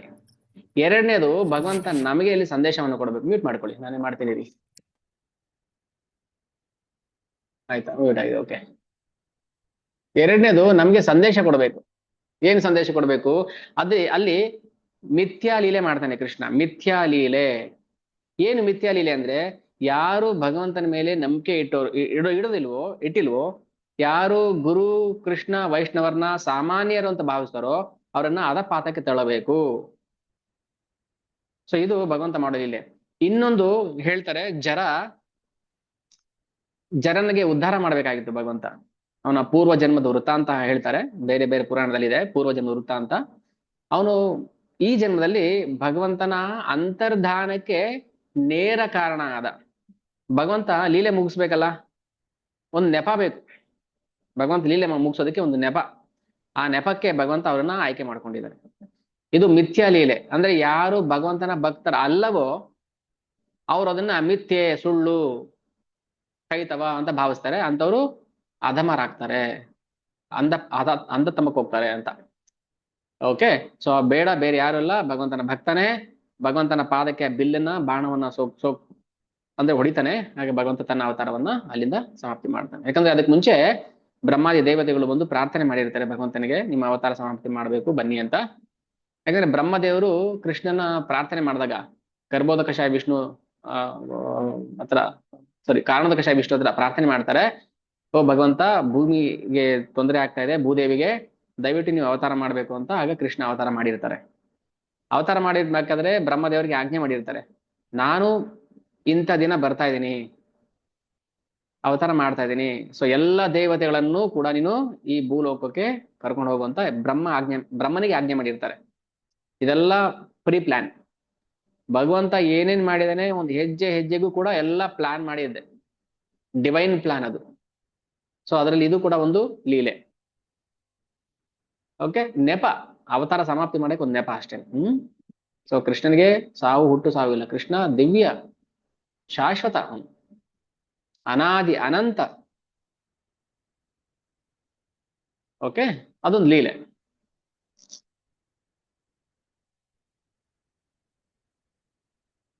ಬೇರೆ ಒಂದು ಪ್ರಶ್ನೆ ಇದೆ ಯಾರಿಗಾದ್ರು? ಆಧ್ಯಾತ್ಮಿಕ ಗುರುಗಳ ಬಗ್ಗೆ ಹರೇ ಈ ಕೃಷ್ಣ ಚಾಪ್ಟರ್ ಪ್ರಭು. ವಿಶೇಷ. ಹರೇ ಕೃಷ್ಣ ಮಾತಾಜಿ.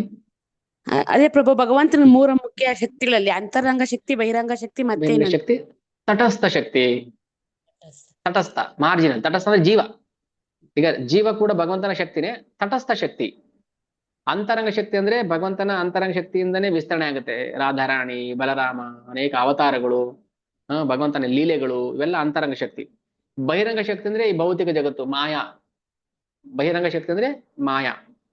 ತಟಸ್ಥ ಶಕ್ತಿ ಅಂದ್ರೆ ಈ ಕಡೆ ಅಂತರಂಗ ಶಕ್ತಿಗೂ ಅವನು ಪ್ರಭಾವ ಬೀರ್ಬೋದು, ಬಹಿರಂಗ ಶಕ್ತಿಗೂ ಆ ಕಡೆನೂ ಎರಡು ಕಡೆ ಹೋಗ್ಬೋದು ಅವನು. ಬೇಕಾದ್ರೆ ಯಾರು ಮಾಯೆ ಚೆನ್ನಾಗಿದೆಪ್ಪ ಅಂದ್ರೆ ಬಹಿರಂಗ ಶಕ್ತಿಗೆ ಹೋಗ್ಬೋದು, ಇಲ್ಲ ನಾನು ಭಗವಂತನ ಸೇವೆ ಮಾಡ್ಬೇಕು ಅಂದ್ರೆ ಅಂತರಂಗ ಶಕ್ತಿ ಅದೇನಕ್ಕೆ ಬರ್ಬೋದು. ಅದಕ್ಕೆ ಜೀವ ಭಗವಂತನ ತಟಸ್ಥ, ಮಾರ್ಜಿನಲ್ ಪೊಟೆನ್ಸಿ, ಮಾರ್ಜಿನಲ್. ಓಕೆ, ತಟಸ್ಥ ಶಕ್ತಿ.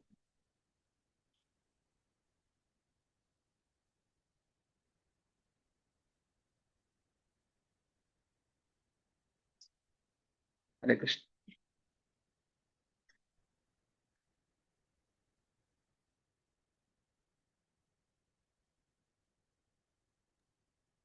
ಹರೇ ಕೃಷ್ಣ ಪ್ರಭುಜಿ. ಹರೇ ಕೃಷ್ಣ. ಓಕೆ, ಸ್ಟಾಪ್ ಮಾಡೋಣ ಹಾಗಿದ್ರೆ. Hare Krishna Prabhu. Thank you Prabhu. Hare Krishna, Hare Krishna. Thank you Mataji. Hare Krishna. ಎಲ್ರಿಗೂ ತುಂಬಾ ಧನ್ಯವಾದಗಳು. ನಿಮ್ಮಿಂದ ನಾನು ಚೈತನ್ಯ ಚರಿತಾಮೃತ ಅಟ್ಲೀಸ್ಟ್ ಅದನ್ನ ನನ್ನ ನಾನೇ ಶ್ರವಣ ಮಾಡ್ಕೊಳ್ಳೋ ಅಂತ ಭಾಗ್ಯ ಸಿಕ್ಕಿದೆ ನನಗೆ. ಅಂದ್ರೆ ನಾನು ನಿಮ್ಗೆ ಕೃತಜ್ಞನಾಗಿರ್ಬೇಕು. ನೀವು ಕೇಳಿದಕ್ಕೆ ಈಗ ನನ್ನ ಬಾಯಲ್ಲಿ ಚೈತನ್ಯ ಚರಿತಾಮೃತ ಕಿಂಚಿತ್ ಬರ್ತಾ ಇದೆ. ಸೊ ಸೇವೆ, ಈಗ ನಾನು ಕೀರ್ತನ ಸೇವೆ ಮಾಡ್ತಾ ಇದ್ದೀನಿ, ಹೇಳ್ತಾ ಇದ್ದೀನಿ. ಸೊ ನೀವು ಶ್ರವಣ ಸೇವೆ ಮಾಡ್ತಾ ಇದ್ದೀರಾ. ಸೊ ಸೇವಾ ಭಾವದಿಂದ ನಾವು ಇದನ್ನ ಸ್ವೀಕಾರ ಮಾಡ್ಬೇಕು. ಓಕೆ, ಸರ್ವಿಸ್ ಆಟಿಟ್ಯೂಡ್, ಸೇವಾ ಭಾವ. Okay, thank you. Hare Krishna. Hare Krishna. Hare Krishna Prabhu. Thank you Prabhu. Hare Krishna Mataji. Thank you. Hare Krishna Prabhu, ಧನ್ಯವಾದಗಳು ಪ್ರಭು. ಧನ್ಯವಾದ. ಹರೇ ಕೃಷ್ಣ. ಹರೇ ಕೃಷ್ಣ ಪ್ರಭು. ಧನ್ಯವಾದ. ಹರೇ ಕೃಷ್ಣ. ಹರೇ ಕೃಷ್ಣ ಪ್ರಭು. ಪ್ರಣಾಮ. ಹರೇ ಕೃಷ್ಣ ಪ್ರಭು. ಹರೇ ಕೃಷ್ಣ. ಹರೇ ಹರೇ ಕೃಷ್ಣ ಮಾತಾಜಿ. ಹರೇ ಕೃಷ್ಣ ಹರೇ ಪ್ರಭು. ಕೃಷ್ಣ. ಹರೇ ಕೃಷ್ಣ. ಹರೇ ಕೃಷ್ಣ ಪ್ರಭು. ಧನ್ಯವಾದಗಳು. ಹರೇ ಕೃಷ್ಣ. ಧನ್ಯವಾದ ಎಲ್ರಿಗೂ. ಹರೇ ಕೃಷ್ಣ. ಹರೇ ಕೃಷ್ಣ ಪ್ರಭು. ಹರೇ ಕೃಷ್ಣ. ಹರೇ ಕೃಷ್ಣ. ನಿಮ್ಮಿಂದ ಹರೇ ಕೃಷ್ಣ ಪ್ರಭು. ಹರೇ ಕೃಷ್ಣ. ಹರೇ ಕೃಷ್ಣ. ಹರೇ ಕೃಷ್ಣ. ಹರೇ ಕೃಷ್ಣ ಎಲ್ಲರಿಗೂ. ಹರೇ ಕೃಷ್ಣ. ಹರೇ ಕೃಷ್ಣ ಪ್ರಭು. ಹರೇ ಕೃಷ್ಣ. ಎಲ್ಲಿ ಮತ್ತೆ ಸ್ಟಾಪ್ ಮಾಡೋಣ. ಯಾಕೆ ಮಾಡ್ತಾರೆ